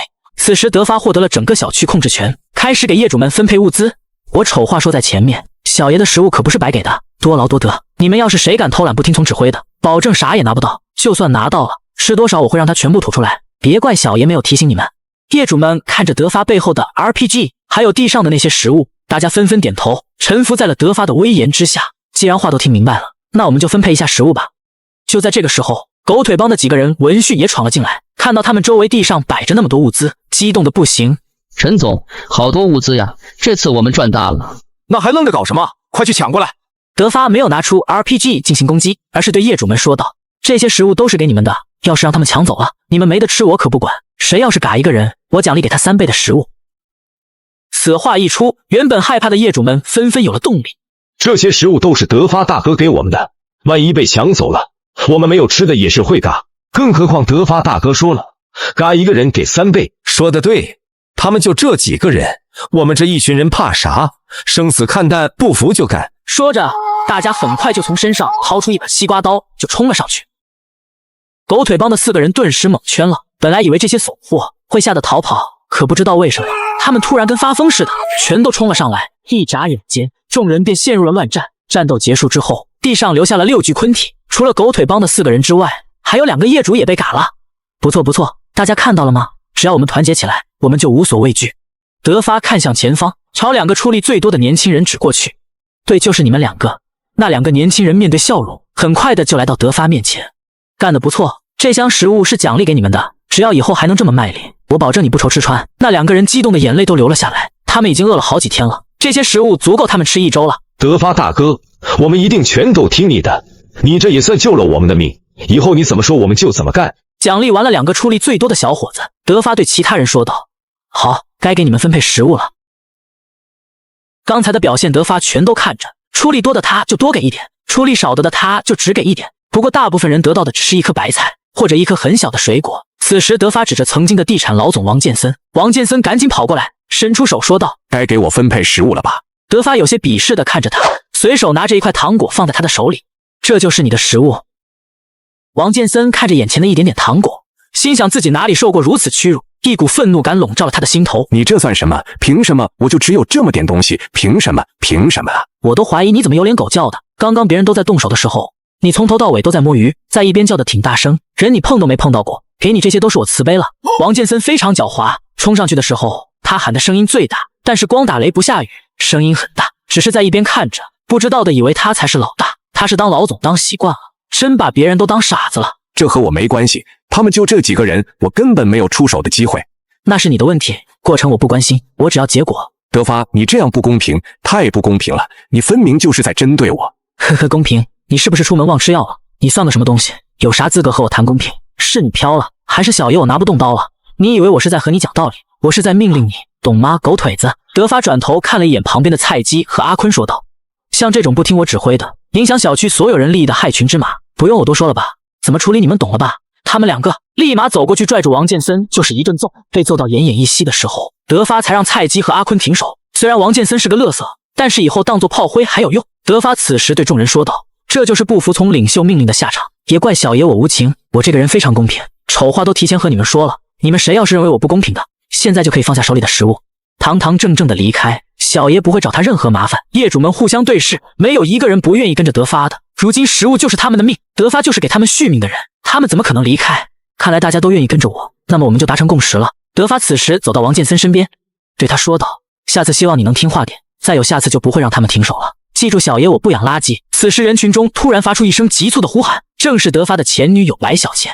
德发哥哥，倩儿也想要食物，你是不是把我忘记了？没有忘掉你们啊，你们几个本来就没有，凭啥别人都有，到我们就没了？白小千更是无法接受德发说的话，立马来到了德发身边，委屈地问道：德发哥哥，我是你的倩儿呀，你不是非常喜欢倩儿的吗？你刚才说的话肯定不是真的，对不对？你前几天不是说喜欢倩儿吗？你说的没错，小爷是说过喜欢你，你不会当真了吧？大家逢场作戏罢了，都是出来玩的。你是什么人，你自己最清楚，你对我没有任何新鲜感了，麻烦你以后不要过来烦我，我已经有女朋友了。德发说完，立马把赵丽丽搂进了怀里。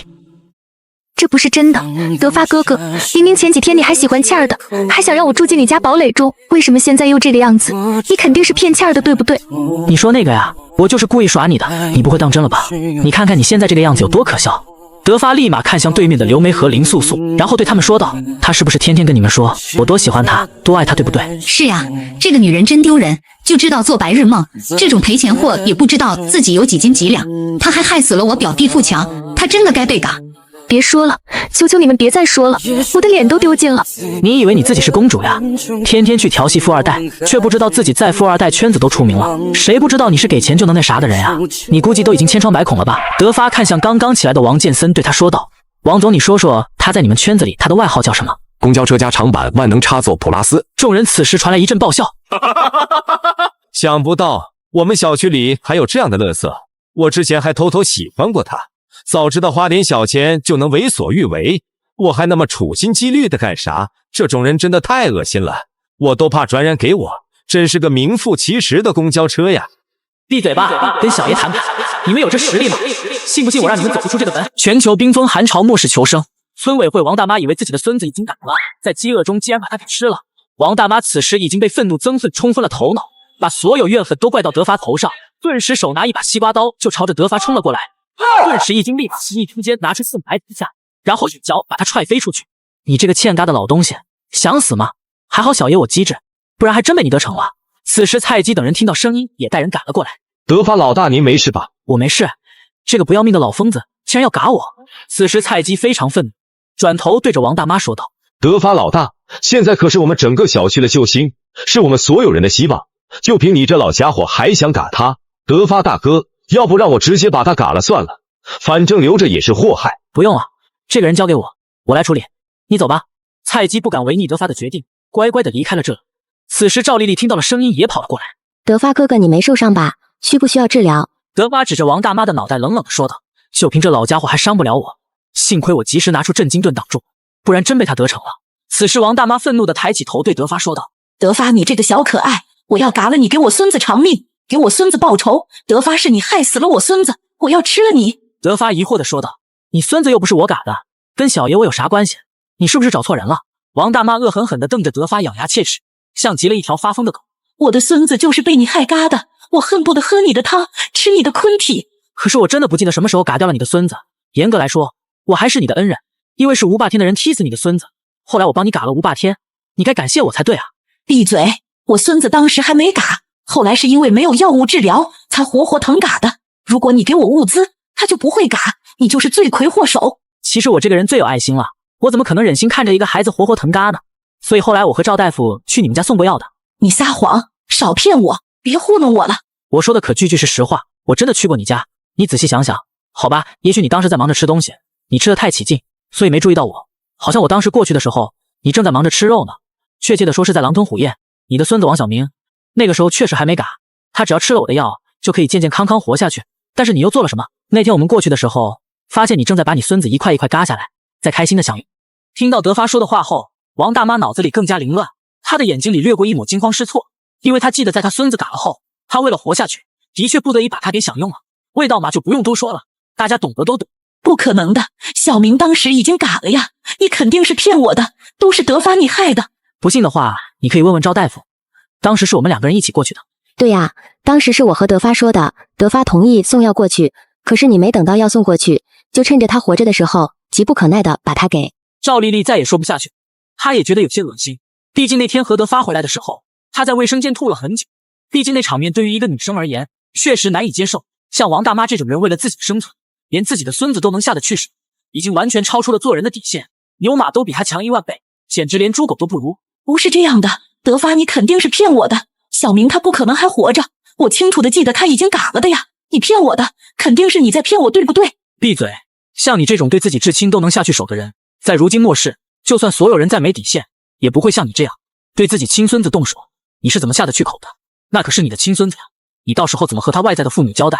难道你到时候和他们说，你把他们的儿子、你的孙子给吃了吗？不可能，不是这样的，你骗我的，我真的以为他当时已经嘎了呀。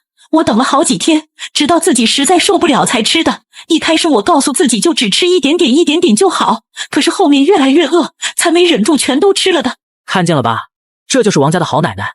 奶奶为了一口吃的，为了自己的狗命，连自己孙子都下得去口。你多大了？你孙子才活了几年，别人都是为自己孙子舍命，而你呢？算了，我是真说不下去了。像你这种人要怎么改变？像你这样的人怎么能称为人？你这种人就算嘎你10000次都不够。德发立马掏出枪，对着王大妈狗头就拍了好几枪。一瞬间，王大妈立马脸盒饭。我记得上一世的时候，这个王大妈只是鼓动大家对周围的邻居下手，没想到这一世连自己孙子都不放过。果然末世面前，人的真面目都一一展现出来了。此时附近所有小区都畏惧德发，派出5个代表和德发谈判，一言不合就要开干。你们就是几个小区的代表？好呀，都来了，不错不错。没错，我们是代表附近几个小区来和德发你谈谈的。可以，那就谈谈吧，小爷我洗耳恭听。德发兄弟，如今兵锋末世，你也知道现在情况艰难，大家都缺保暖用品，缺物资，大部分人都被活活冻嘎了或者饿嘎了。我听说附近几个小区都出现了人吃人的现象，再这么下去，大家根本无法正常生存下去。我们也没有针对你，只是大家都是为了生存，不得已才坐在一起谈判。闭嘴吧，跟小爷谈判，你们有这实力吗？信不信我让你们走不出这个门？少废话，直接谈条件吧！快给我点关注，小爷保证你暴富。此时德发从气势上把对面5个人压制得死死的，一瞬间主动权掌握在了德发手中。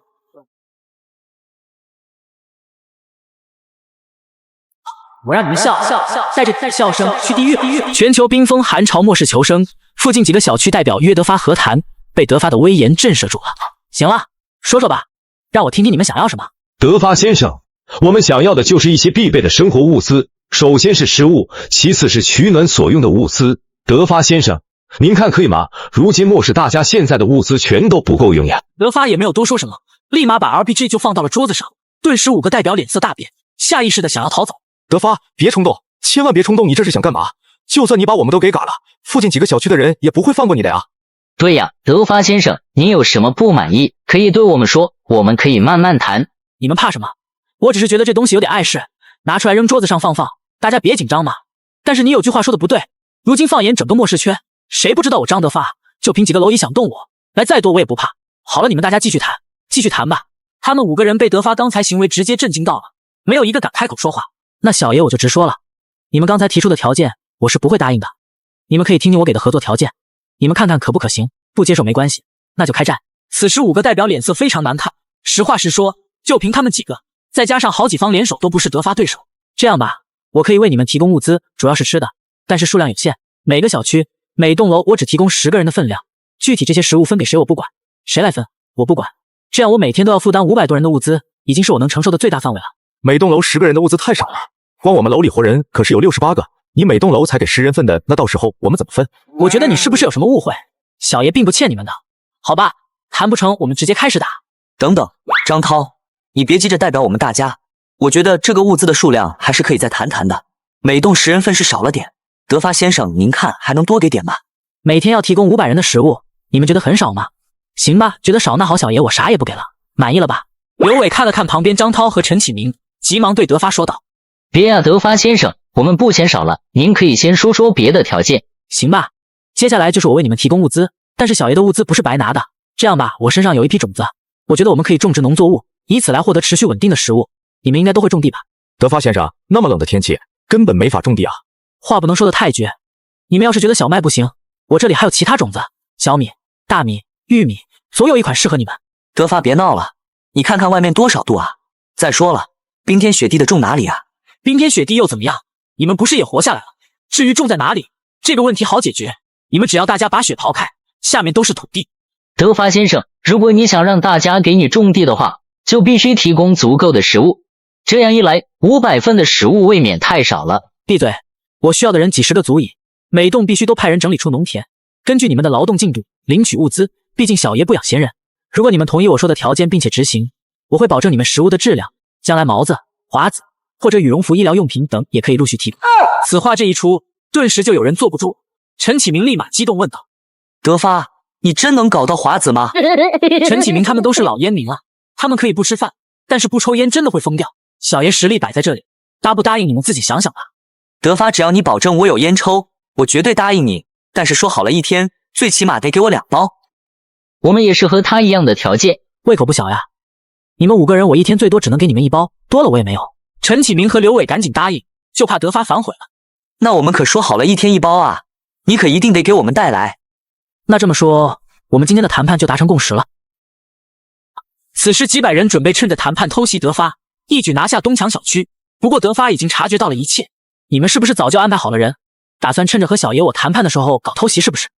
你说什么呢，德发先生？没有呀，我们还在这呢，怎么可能偷袭你？这不是拿我们的命开玩笑呀。好吧，记住回头你们给我好好查查。现在嘛，小爷让你们见识一下我真正的实力。德发瞬间来到楼下，立马从一时间拿出来的一把梨花开山斧，然后对众人说道：小爷的地盘你们都敢来，真不知道谁给你们的勇气。梁静茹嘛，既然来了就全留下吧。众人看到德发一个人拿着一把小斧头来威胁他们，众人此时发出一阵嘲笑声。德发看着执迷不悟的众人，立马一个箭步跳跃来到了空中。此时德发像是战神附体般，在空中大声对众人喊道：我让你们笑，带着你们的笑声去地狱。此时德发的手指站稳，摇身一变，变得巨大无比。天空此时乌云四起，压迫感笼罩了整个小区。一瞬间，德发朝着众人就劈了起去。一阵巨大响声过后，一群人当场立马领盒饭，没领盒饭的也吓得逃跑。就这点胆量还敢偷袭小爷？粉丝宝宝们，你说对不对？麻烦长按屏幕给德发5个免费的小花花。德发互不周旋，以后你就是我的人了。全球冰封寒潮末世降临，德发被5个小区代表在楼上拖住，一群人准备偷袭德发，被德发用开山斧全部拔。我的实力你们都看到了吧？如果你们还有什么不满，那些人就是你们的下场。我的条件你们应该都考虑好了吧？德发，我同意你提出的那2个条件，我们也没意见。随即是王刚和刘峰2个人，他们2人什么都没有说，估计是不知道怎么说话了，只能举起手表示同意。刘伟看到其他4人都已经妥协，自己也不甘地举起了手。我也同意你的要求。那就这么定了，明天开始你们全部开始劳动，然后等到明天下午我会通知你们几个代表过来领取物资。丑话我可是说在前头，你们一定要好好劳动，我会一直盯着你们的，谁敢摸鱼不干活的，到时候别怪我无情。几个人纷纷点了点头，表示同意，因为德发背后的 RPG 可不是开玩笑的。刚才德发的举动大家都看到了，一斧头就嘎了几十人，他们可都不想现在就被嘎。行了，你们都回去吧。5名其他小区代表离开之后，东墙小区的业主们心里可算松了一口气，然后赶紧跑过来询问德发谈判的结果。他们在我的实力威慑下，被迫只能选择妥协，但是需要每天为他们提供500人份的食物来换取和平，并且你们所有人都需要参与到劳动当中去，将来开发新土地，进行农业重新规划，一切都是为了以后的生存。每天要给他们500人份的食物，德发你能做到吗？而且把食物都给了他们，我们小区可怎么办啊？所有人都非常不理解德发为什么要提出这样的条件，毕竟德发在做决定的时候也压根就没有和他们商量过。此时德发不急不缓地解释道，如果不达成这个协议，你们想怎么办？真的打算和其他几个小区上千号人开战？小爷我是不带怕的，他们再多人我也不会怕，可是就凭你们能顶得住吗？周围一群邻居面面相觑，没有人还敢有脸说话了。毕竟整个东墙小区的战力99.99%都在德发一个人的身上，德发要是生气撒手不管，抛弃他们的话，自己照样能够活得很好。可是就算给他们500份食物，他们也不够分，还不是要被分不到物资的小区里的其他业主们给嘎掉？你们也不用太担心，我手里有大量的食物和物资，无论如何我都不会让你们饿死。业主们听到了德发满意的答复后，高兴的纷纷离开，只有保安大叔留了下来，一脸痴迷的看着德发好久，仿佛他从来不认识德发这个人一样。保安大叔，您老别这么一直看着我，难道我脸上有花呀？没有，我只是觉得你今天的举动有些奇怪，完全不像你了。你是不是搞不懂，为什么我会跟他们达成那样的合作协议？确实，总觉得妥协不像是你过去的风格。跟他们合作只是我的一步计划，我今天本来是打算把那些小区代表都叫过来，然后全都嘎掉的，到时候附近几个小区群龙无首，就会重新陷入混乱的状态。那样的话，我们的机会不就来了？可是今天他们只派了5个代表过来，虽然是势力最大的5个楼长，但就算嘎了他们也没什么用，毕竟周围的其他人已经形成了连锁状态，结成了同盟。那么我们这个时候就必须表现的弱势，先忍耐，示敌以弱，让他们认为我不敢同时跟几个小区同时开战，被迫向他们妥协的。懂了，原来事情是这个样子，这就对了吗？我还在想你之前的做法完全不像你的性格。保安大叔，你明白了吗？虽然听不太懂，但是感觉很有道理的样子。我这是在给他们挖坑。首先第一就是物资的数量有限，每栋楼只有区10份食物，这样一来以后的物资肯定是不够吃的，毕竟如今末世人们为了生存，什么事情都能干得出来。等到我给他们分配食物的时候，所有人都看得到。可是各个小区的代表把食物和物资领回去之后，如果他们并没有发给小区所有人，你猜这个时候各个单元楼会发生什么事情？这样他们就会内乱，纷纷开始反抗。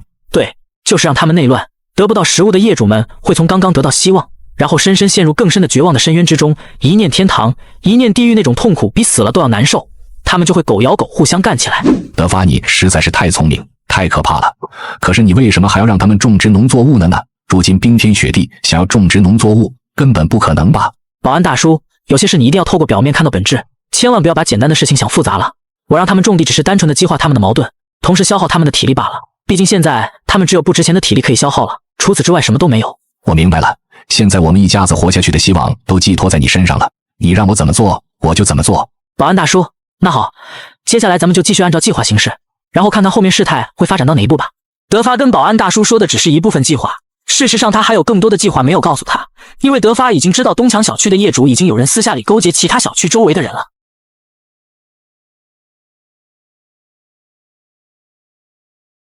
全球冰封寒潮末世求生，重生后我花1个亿打造了末世堡垒。第二天的时候，除了刘伟之外的所有业主代表在领取完德发物资后，都没有给普通业主发放任何物资，于是业主们为了争夺物资纷纷开始干了起来，一群业主全被嘎了，小区周围变得空前的热闹，这正是德发的计划。此时德发走出小区，眼前的景象让他也忍不住震惊，小区周围雪地上躺了好几十具昆体，可以想象昨天夜里经历了怎样一场人性的物资争夺战。东墙小区的业主们站在门口，所有人都被眼前一幕震惊到了。德发，今天还用种植劳动吗？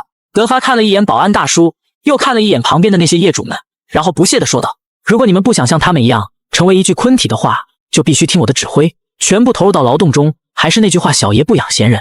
业主们心里在想，比起这些被嘎掉的，他们简直活得太好了，最起码不用去拼命争夺那为数不多物资，不就是劳动？如今末世能生存就行，其他的不重要了。是，德发大哥，我们马上就开始劳动，马上就开始干。德发，附近其他小区貌似没有人出来劳动的，要不要我通知他们出来？我看到了。你觉得他们现在还有空去劳动吗？昨天晚上只是计划中的开始，接下来这场冲突会发生在各小区的代表和普通业主之间，除非他们能合理的分配食物，否则绝对会有一方彻底灭亡。才一个晚上而已，他们人这么多，一个晚上哪里嘎得完啊？德发，那我们接下来的计划怎么做？这件事跟我没有什么关系，让他们互相嘎吧。就在这个时候，一个女人走了过来，来的人正是环大小区的楼长李美婷。德发，我想跟你重新谈谈合作的事情。哟呵，你能跟我谈什么？如今几个小区变成了这个样子，早晚会崩溃的，内部分歧很大，我们根本无法管理失控的业主。即便你有再多的物资，将来也肯定会有人仗着武力多拿，这样一来分配不到的人就会反抗，内部矛盾就会一直被激发，然后所有人被嘎的会越来越多。然后呢？你说这么多，到底想表达什么？德发他能不知道会是这样一个结果吗？因为如今景象就是他一手策划的。我来帮你用系统的管理方式来管理附近小区，这个模式好的话，甚至别的地方也可以用到。如今是末世，全球的管理体系全都陷入混乱，哪怕我们建立一个国家都不成问题。由你来当这个领导者，我来给你当参谋，你觉得怎么样啊？你这计划好牛呀，可是我没兴趣。你这么厉害，你怎么不上天呢？你说的话小爷不想听。可是再继续下去，说不定哪一天我们也会被嘎的。等等，把那个门字给我去掉，是你们会被嘎，我德发可不会。你说说，你一个女人在如今末世，一个人很难生存下去。你老公呢？早就分了。哦，原来是孤家寡人啊。我不是孤家寡人，我还有一个女儿，她在米国留学，我的生活不需要依靠男人。分了之后，我自己带着她，从一开始给别人打扫卫生，在餐厅做饭，一步步走到今天，最后成了一家准上市公司的总裁。我不比你们任何一个男人差。德发，如果你因为我这个原因不跟我合作，那一定是你的损失。哟呵，给你科普一下啊，只有集团性质企业的一把手才能叫总裁，你这样不知名的小公司一把手只能叫老板。话不能这么说，谁也没有规定总裁只能是集团的一把手吧？行吧，小爷不和你犟，那你继续当你总裁吧，有本事别吃我提供的食物呀。行了，我先走了。此时德发回到堡垒，立马拿起手机给刘伟打去了电话。刘伟啊，我想知道你们小区的业主为什么没有因为食物的问题干起来，其他小区都因为食物的分配问题已经干起来了，唯独你们小区没有发生这种状况，我就是有点好奇，你是怎么隐瞒了这个消息的？德发，我根本就没有隐瞒任何消息，从一开始我就把谈判的结果告诉了我们小区的所有业主。这个结果完全出乎了德发的预料，德发他很意外，刘伟敢这么做就不害怕小区内部出现动乱吗？明明每栋我就给了10人份的食物，根本不可能让你们所有人都生存下去，可他们为什么不动乱？刘伟似乎猜到了德发质疑他的问题，然后无比平静地说道：我们这小区里的所有人都不希望自己失去人性，所以有10份饭我们就平分来吃，有1份饭我们同样分着来吃。可是你们这样做是在自取灭亡呀，到最后可能一个人也活不下来。别以为自己很聪明，可实际上你却做了最愚蠢的事。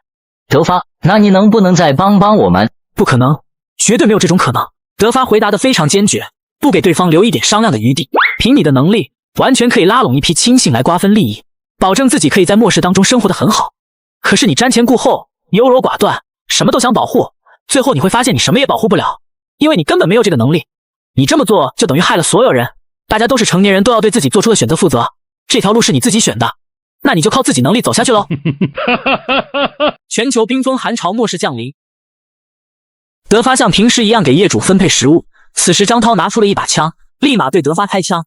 突如其来的偷袭让德发震惊不已，下意识的不知道怎么闪避。就在这个时候，保安大叔猛地跑过去挡在了德发的前面，连续给德发挡了好几枪，被打倒在地。在场来的几十人都是为了嘎掉德发而来的，他们都怨恨德发分配物资太少，把一切怪罪在德发身上，就连德发身边的菜鸡和阿坤都被他们收买了。全都给我上，一起嘎了德发这个小可爱，只要嘎了他，他的食物和堡垒就是我们的。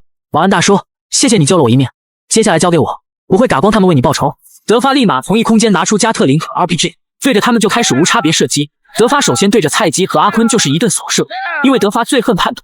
此时德发已经被愤怒冲昏了头脑，见到有站着的人就扫射过去。怎么没人跟我说他有加特林呀？大家快跑，快跑啊！张涛和陈启明等人刚想跑，此时德发拿出 RPG， 一发火箭弹射出，一群人当场领了盒饭，还剩下几个人瑟瑟发抖的站在雪地里，举起双手，一脸惊恐和恳求。德发不管我们的事啊，我们只是过来打酱油的，拜托不要嘎我们，我发誓真的和我们没关系。此时的德发已经听不进任何鬼话，掏出手枪送他们你们盒饭。然后德发把枪口对准了还活着的最后一个人，正是昨天环大小区的楼长李美婷。李美婷此时吓得不行，眼泪流个不停，连忙向德发道歉。德发，求求你放过我，这件事真不是我的主意，我求求你，你要相信我，我还有一个女儿，我要是嘎了她怎么办呀？我还要等着她回来。德发冷冰冰地看着他，然后一声枪响送他领了盒饭。如果不是我有装备，我的下场肯定更惨。你们这些人早晚都会嘎，既然活着那么辛苦，还不如让我送你们解脱，我这也算做了件好事，你们应该感谢我才对。德发立马回到了保安大叔的身边。保安大叔，你醒醒，快醒醒！德发看着保安大叔的身上弹痕，子弹应该没有打中心脏。德发也不知道他还有没有的救。东墙小区的邻居们胆战心惊地站在那里，他们全都被德发刚才的表现给吓傻了，直到现在都不敢靠近。你们都给我过来，把保安大叔送到我堡垒去！我不管你用什么方法，一定给我救活保安大叔。你所需要的药物和医疗器械告诉我，我会全部提供给你。赵丽丽看了看保安大叔的身体后说道：情况很不乐观，受伤的位置都很危险，要是伤到了内脏的话，可能以现在的条件就没救了。你尽力吧，我真的不希望保安大叔就这么嘎了，他是为了救我才受伤的，也算是我的救命恩人。德发看了一眼病床，经过一晚上治疗，看着保安大叔身体恢复了许多，德发此时松了一口气，看样子保安大叔的命是保住了，这样他就不算是害死了自己的伙伴，用不着太愧疚。丽丽一晚上辛苦你了。他毕竟是因为救你受了伤，能帮上你的忙，我很开心。保安大叔的身体恢复的怎么样？需要多久能康复？还是说只是回光返照？他受的伤很重，其实一开始我都没把握救活他了。那后来是用了什么方法救活他的呢？本来他的心率都接近0了，可是突然之间他的身体似乎产生了什么变化，机体的活性迅速增强，他连伤口都快速愈合了。这件事情我也没有办法解释。德发听完赵丽丽说的这段话后，心头一惊，这种变化他再熟悉不过了，因为在他自己的身上就发生过一次，很可能保安大叔是觉醒了某种异能。保安大叔既然变成了除了我以外的第二个觉醒异能的人，濒死的状况难道会觉醒异能吗？这可能就是觉醒的先决条件之一。如果真是这样的话，条件未免也太过于苛刻了吧。丽丽，从现在开始，你每天要给保安大叔注射一定剂量的肌肉松弛剂或者镇定剂，不能损伤的身体，但是要限制他的行动。赵丽丽有些惊讶，但是略微想了想，便猜测到了什么。那个保安是不是也像你一样觉醒了某种异能？我想应该是的，但是对这种事情我们毫无经验，也不清楚他之后会变成什么样子。你知道绿巨人吧？他就是被伽马射线影响导致的变异，万一保安大叔也变成了浩克，难以控制，很大几率会把我的堡垒给拆了。这个简单交给我就好了，我会让他暂时动不了的。德发处理完了家中的事情之后，就来到了东墙小区。有一件事情也是时候去做个了结了。德发来到白小倩和林素素等人所居住的房间，房间没有电，光线非常的暗。看到此时的白小倩正在吃狗头。哈喽呀，白小倩。德发看了看地上的昆体，通过身上残留的衣服，德发判断出来那是属于林素素的。怪不得我不给你食物也能苟活到现在，真不愧是好闺蜜啊。德发，你为什么还活着？为什么那群邻居他们那么多人，连你一个都打不了？他们真是垃圾。你这公交车，你以为自己偷偷联系陈启明那些人，又策反了蔡姬和阿坤就能嘎掉我？你真是太愚蠢了！就你这种智商，活该被人当成玩物耍来耍去，最后活成如今的现状。德发，我真恨你，我有今天都是你造成的。明明你一直是喜欢我的，可为什么突然就不喜欢了？还不给我物资，这是无耻的背叛！你连我这么一点考验都做不到，你还是男人吗？原本只要你再坚持那么一下下，我就答应嫁给你了呀。可是你为什么要为了那个臭女人丢下我？我恨你，我恨不得亲手把你和那个臭女人给嘎了，吃了你的昆体。臭女人少废话，你以为我来干嘛的？我就是来送你上路的。德发，你就放过我吧，我不想被嘎呀！求求你放过我，德发，我给你看我的昆体好不好？德发，放过我，放过我呀！你让我做什么都可以。倩儿真知道错了，真的知道错了。如果不是你次次想暗算我，我还会让你苟延残喘的活着。可惜你做错了。德发此时也不废话，一枪让白小倩领了盒饭，就此白小倩下线。全球冰封寒潮，末世求生。此时王建森跪在地上求德发饶命，还说要告诉德发一个好消息。德发兄弟，你别嘎我，我告诉你一个好消息。小朋友，你不要耍花招哟，不然我就马上嘎了你。德发大哥，你应该听说过江南首富高启强花10亿美金打造的超级堡垒吧？难道你知道这个堡垒在哪？这个消息你为什么要告诉我？我告诉你这个消息，就是为了跟你混。只要德发大哥收了我，我就帮你拿下这个堡垒。你把我当笨蛋呀？如果你真能拿下，你自己早就去拿下了，何必和我说？德发大哥，虽然我知道具体位置，可是现如今高启强是那里的主人，靠我一个人的力量根本夺不下来，因此我才来向你求助。只要你愿意收了我，提供给我物资，我就会不顾一切的支持你。既然是超级堡垒，哪有那么容易攻打下来？德发大哥，只要我帮助你，就一定可以拿下堡垒。我不光知道那个堡垒的位置，而且我还曾经进去过，里面的布防我都还记得。你要是敢骗我，后果你应该清楚吧？德发大哥，我说的都是真的，你要相信我。德发现在就嘚瑟吧，等老子把你骗过去，就和高启强联合起来嘎了你。说一说吧，你能帮助我什么？其实我和高启强关系不错，我把你的情况和他说了之后，他对德发大哥的手段和拥有的物资和武器也很感兴趣，所以我们可以里应外合，假装我把你骗过去，然后让高启强开门，到时候凭大哥你的本事解决他们，不是轻轻松松吗？我可以收你，但是想要我完全信任你，你就给我这毒药吃了。放心，只要我们拿下高启强的堡垒之后，我就会给你解药。我的天，真的是毒药，我不要吃，我不要。德发，你别过来，这可就由不得你了。事已至此，你吃也得吃，不吃也得吃。说完，德发就把毒药塞进了王建森的嘴里。好了，我暂时可以相信你了。接下来有什么事，我会单独联系你的。保安大叔，你醒了，谢谢你救了我。德发，幸好你这里有医生，不然我可真的嘎了。听说你把陈启明那些人都解决掉了，你真的太厉害了。一群蝼蚁罢了，不值一提。在我的火力压制下，就凭他们藏的那一把破枪，根本对我没有用。保安大叔惊讶不已，脸上尴尬极了。他当时豁出命去帮德发挡子弹，没想到却是白挡了。也怪我没有提前告诉你，谁能想到他们会突然就暴乱呢？幸好您没事，不然的话我会很自责的。不，我也没能帮上什么忙，还麻烦你救我。您能够有这份心，我已经很感动了。你好好养伤，剩下的交给我。我感觉自己现在全身有力气，但是用不出来，胳膊都抬不起来。再这个样子下去，不知道要麻烦你到什么时候。没事的，安心养伤，其他的交给我。德发和王建森找到了高启强的庇护所，然后用枪指着王建森说道：“这就是你说的那个堡垒，你过去把门给我打开。”你稍等一下，我这就给你开门。堡垒的控制室里，高启强站在监控前，盯着德发等人。此时王建森一直在磨磨蹭蹭不开门。德发他拿起手枪对准王建森说道：“敢耍小爷，信不信我现在就赶了你？”德发，不要呀，我能开门，一定是能开门的，你再让我多试一试。他鬼鬼祟祟地靠近大门，实际上是在给监控使眼色。控制室里面，高启强听懂了王建森的意思，那是在告诉他，如果这一回没有拿下德发，他就会赶。如果我赶了，就没有人可以帮他把德发引诱过来了。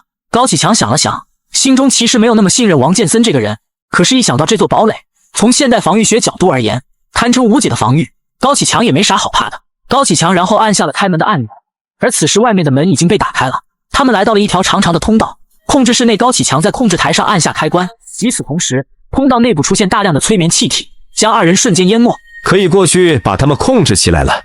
高强度催眠瓦斯气体，只要吸入，就会陷入长达24小时的昏迷状态，就算醒来后，也会短时间陷入无力状态。而他却不知道，此时的德发戴着防毒面罩，同时利用异空间将身边的催眠气体都给吸纳了进去。然后德发假装昏迷的躺着，而王建森才是真的昏过去了。外面传的德发有多么神，但是在我看来他就是蠢，我收拾他没有费一点力气。经世这么多年，我花了这么多钱，不就留着现在用的吗？这不是就是预料之中的事情吗？我这座庇护所可是花了几个亿美金打造的，要是连他这么一个小瘪三都对付不了，我的钱不是白花了吗？德发趁着他们在放松警惕的时候，把之前吸收进去的那种催眠瓦斯释放了出来。他们两个说着说着就晕倒在了地上。小可爱，你醒了。你是怎么做到的？小爷，我的手段还多着呢。我们现在可以聊聊合作了，聊得开心的话，我会考虑放你一马的。德发，你不要嘎我，有啥要求你可以说。小可爱别害怕，放松放松。我来的时候你没有要我的命，那我也不会嘎你。德发，我们可以谈谈，只要你不伤害我，要啥都可以。说白了吧，我来这里的目的就是希望能够在这里建立我的2号堡垒。你可以选择当我的小弟，我会考虑放过你的。你的目的就是搬过来住，你难道不想嘎掉我，然后做这里的主人吗？干掉你我有这个必要吗？不干掉你我也一样可以控制这里，打打杀杀都是野蛮人干的。我德发还是喜欢和平的。我可以答应你，德发，你先放开我。高总，你这样就太不懂规矩了。我已经表现出了自己的诚意，你的诚意呢？你想要什么东西？这个堡垒里的东西我可以让你随便挑，那些东西我都不缺。那个我想吃鱼了，不对，说错了。我呀，希望你把这栋堡垒的结构图和控制权交给我，只有这样子，我才能彻底相信。高启强一脸犹豫，德发不给他思考的机会，直言说道：“如果你不交出来，我无法保证自己能安全的在这里生活。我只是想要结构图和控制权而已。再说了，就算你不给我，我自己花点时间也能摸索出来吧。那恐怕你还是很难做到的。我这栋堡垒没有你想象的那么好控制。高总，好好和你说话不给面子是吧？如果你这样一直不给面子，我现在就可以嘎了你。好，你别急。如果我答应把控制权和结构图交给你，你能保证不嘎我吗？我说过了，我德发这个人非常喜欢和平，而且末世之后，我还希望能够和高总一起吃鱼呢。高启强无奈只能相信了德发所说的话，因为此时他没有别的选择，因为德发随时可以嘎掉他们。不一会，高启强把堡垒结构图和使用说明书交给了德发。德发，现在你可以放了我们吧？别急嘛，我这就送你们两个回老家。德发掏出手枪，两个人立马领了盒饭。从现在开始，这个堡垒的主人就变成我德发。全球冰封寒潮末世降临，我重生后花1个亿打造末世堡垒。王建森想让德发履行承诺，可是德发翻脸不认人。老王呀，赶紧拿着这些物资马上消失，这些食物够你吃上好几天了。王建森无法接受，他希望这是他听错了。德发大哥，我没听错吧？明明我帮助你得到了这座堡垒，为啥不收我当小弟？我不想再看见你了，在我反悔前消失。德发大哥，你答应过收我当小弟的。我是答应过你没错，但是我可以不认账。如今末世有实力的人就有反悔的权利，你不接受也得接受。你不能这样呀，德发，你得说话算数。我帮了你这么大的忙，只求你保护我，给我物资，这个条件你都不能接受吗？你这个样子以后会被嘎的，没有人会信任你。那又怎么样？起码我能活得很好。末世当圣母的人才会被嘎。赶紧走，这些食物省着点吃，够你生存1个月了。我对你已经是仁至义尽了。不行，我不走。不走那由不得你。我希望我们之间可以和平解决，而不是让你用枪指着我的头。我不能走，毕竟我身上还有你下的毒呢。根本没有什么毒药，只不过是风干的奥利给罢了。你不会嘎的。王建森一脸痛苦，又一次的被德发耍了。那我也不走，你要遵守承诺。我帮你拿下了一个堡垒，你就给我这么点东西，这远远不够。跟我谈公平，你配吗？你可别忘了，你可欠我一条命。上一次我本来要嘎了你，但是我没有。如果你现在不走，你就走不掉了。别让我改变主意哦。行，我走。德发，你给我记着，早晚有一天我会嘎了你的。王建森怒气冲冲地朝着通道走去。德发立马拿出 RPG， 一发 RPG 就让他领盒饭。你觉得我会让一个想嘎我的人生存下去吗？我本来想放过你，你既然威胁我，就凭你也配。所以我不算是忘恩负义。那个时候我们俩就两清了，嘎了你也是活该。德发刚走出堡垒，却被一个温柔的声音给叫住了。请您务必等一下，我有些话想要对您说。听到那个温柔好听的声音，德发彻底确认眼前的那人是谁了。他的眼睛里露出意外而惊喜的神色。你是柳如烟吗？对，是我呀。我已经3天没有吃过饭了，我能不能跟着你？我不想嘎掉。如今末世下，大家的日子都不太好过，你想让我带你走，你得给我个理由。我只想要一口吃的，只要你愿意给我，我可以答应你任何条件。任何条件？这可是你说的。那行吧。德发打消了回东墙小区的堡垒，去接赵丽丽的念头，又返回到了堡垒里。这不是高启强的家吗？现在姓张了。总之你记住这个地方，现在的主人是我。我能不能借用一下这里的浴室？好久没洗澡了。可以啊，随便用。我出去一趟，你在房间躺着好好休息。哥哥，你什么时候回来呀？我一个人有点害怕。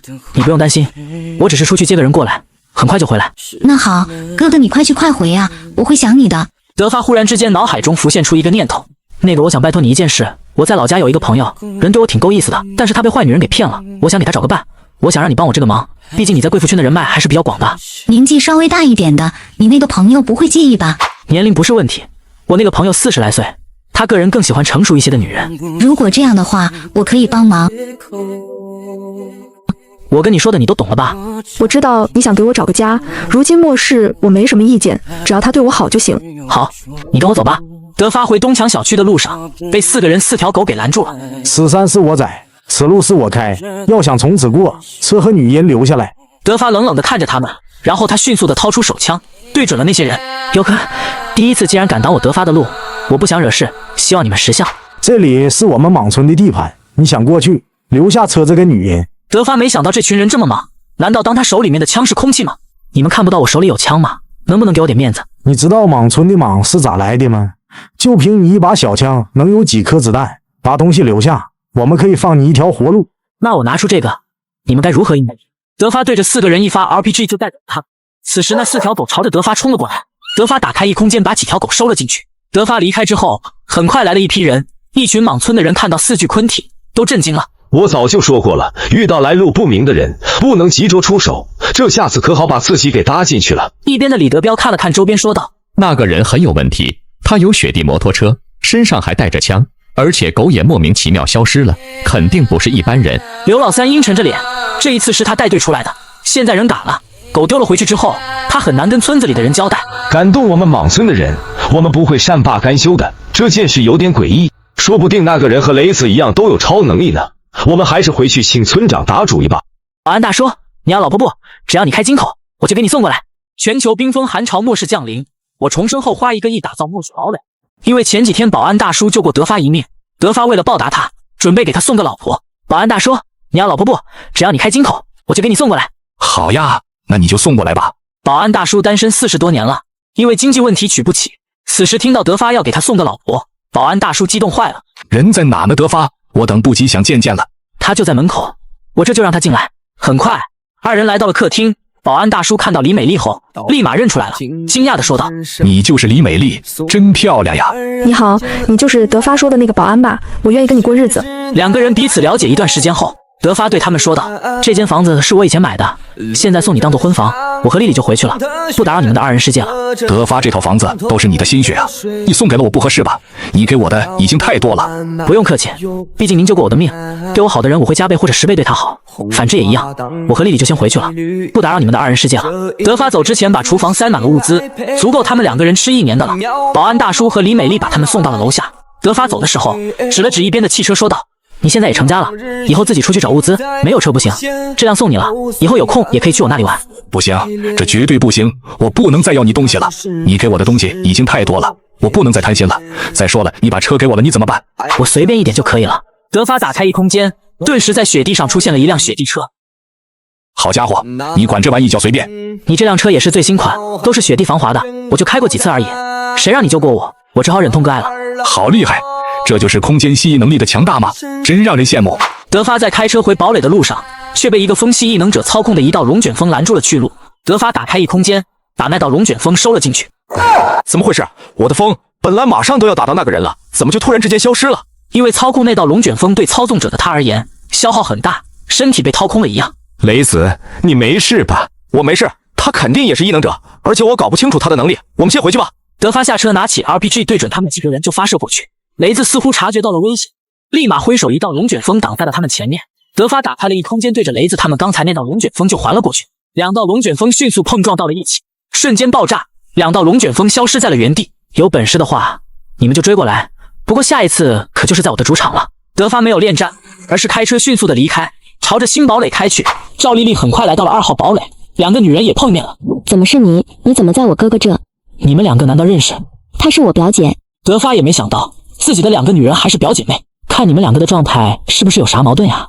因为她是个戏子出身，京师很多人都在嘲笑我们赵家，甚至我自己也没少因为有个戏子表姐而被人拿来开玩笑。你说我能不生气吗？可是我喜欢演戏，我很享受被众星捧月的感觉，不行吗？有啥错？你要是靠演技成名就罢了，你自己靠什么活的？你自己没点数吗？好了，别吵了，从现在开始以前的身份和事情都过去了，你们只要记住你们现在是我德发的女人就够了。好了，你们去洗澡吧。第2天，一个陌生电话打破了这份安逸。德发看看陌生电话，啥也没想就挂断了。可没想到电话挂断后又再次打了过来。你他喵的谁啊？没完了是吧？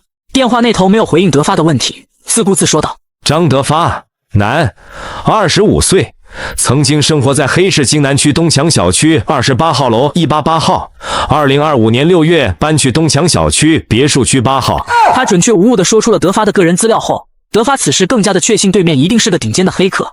他千算万算没有算到，有人会通过网络的方式获得他一个大男人的资料，这人不会是弯的吧？德发顿时有点恶心。我还知道你现在就住在金桥庄园1号，那本来是高启强的住所，看来他已经嘎了吧？好牛呀你！我想知道你是谁，目的是什么？我们现在是邻居，我也住在金桥庄园，不过你可别打我的主意，不然我随时曝光你的信息，你也不希望你的位置让所有人知道吧？难道你跟我说这些就是想威胁我？说白了吧，我看上你手里的物资了。如今末世大家都朝不保夕，你还养着2个女人，也不差多养我这一个人。我希望你把手里物资分一部分给我。就凭这点东西就想威胁我德发吗？记得上一个威胁我的人坟头草都1米高了，我又不是明星或者大人物，就算曝光出去也没啥影响。你要是想马上被嘎的话，尽管曝光出去，小爷不吃这一套。可是如果让所有人知道你手里掌握了大发发仓库丢失的所有物资，你觉得那时候的局面会是怎么样？你在说什么？我根本听不懂你在说啥。大发发仓库物资失窃和我有什么关系？我只不过是那里一个小主管罢了。都是明白人，别装了。那次仓库失窃跟你有关，哪怕你不是主谋，那么大的仓库，即便你只贪没了一个货架，都够你吃上1年了。我也不怕告诉你我的名字，企鹅集团马申腾，这个名字你应该听说过吧？德发肯定听说过呀。马申腾是国内信息领域首屈一指的大佬，这样一个人物，想要得到德发的信息，简直轻而易举。原来是马总，久仰久仰，怪不得可以黑掉我的手机。德发老弟，我也是不得已而为之。你手头的物资不少，既然能够养活2个女人，那多养一个我也不是问题。只要你提供给我维持生活的物资，我就帮你保守这个秘密，而且我还可以帮你维护网络安全，让你不再被人黑。你看怎么样？马总，你是在说笑话吗？你觉得我一个小主管有能力把一整个仓库搬空吗？德发老弟，凭借我多年来的阅历，你以为我没有凭据就会这么说吗？实话告诉你吧，通过你的手机网络得到的情报，大发发仓库的物资我肯定一定在你手上。欠打的老家伙，看我不宰了你！德发知道事情藏不住了，只能附和地说道：马总，我手里的确有一些物资，但是大部分都被我卖了换钱，毕竟家里空间不大，不可能存放太多东西。这和我没关系，我只要结果，只要我把这些消息给你放出去，到时候肯定有数不尽的幸存者进攻你，到那时候就算你是猛虎移不过群狼吧。行，我可以提供给你一些物资，但是这件事要是有一点泄露，我会第一时间嘎了你。德发老弟放心就行，规矩我懂，这件事除了我们2个人不会有第3个人知道，那我就当你答应了，合作愉快。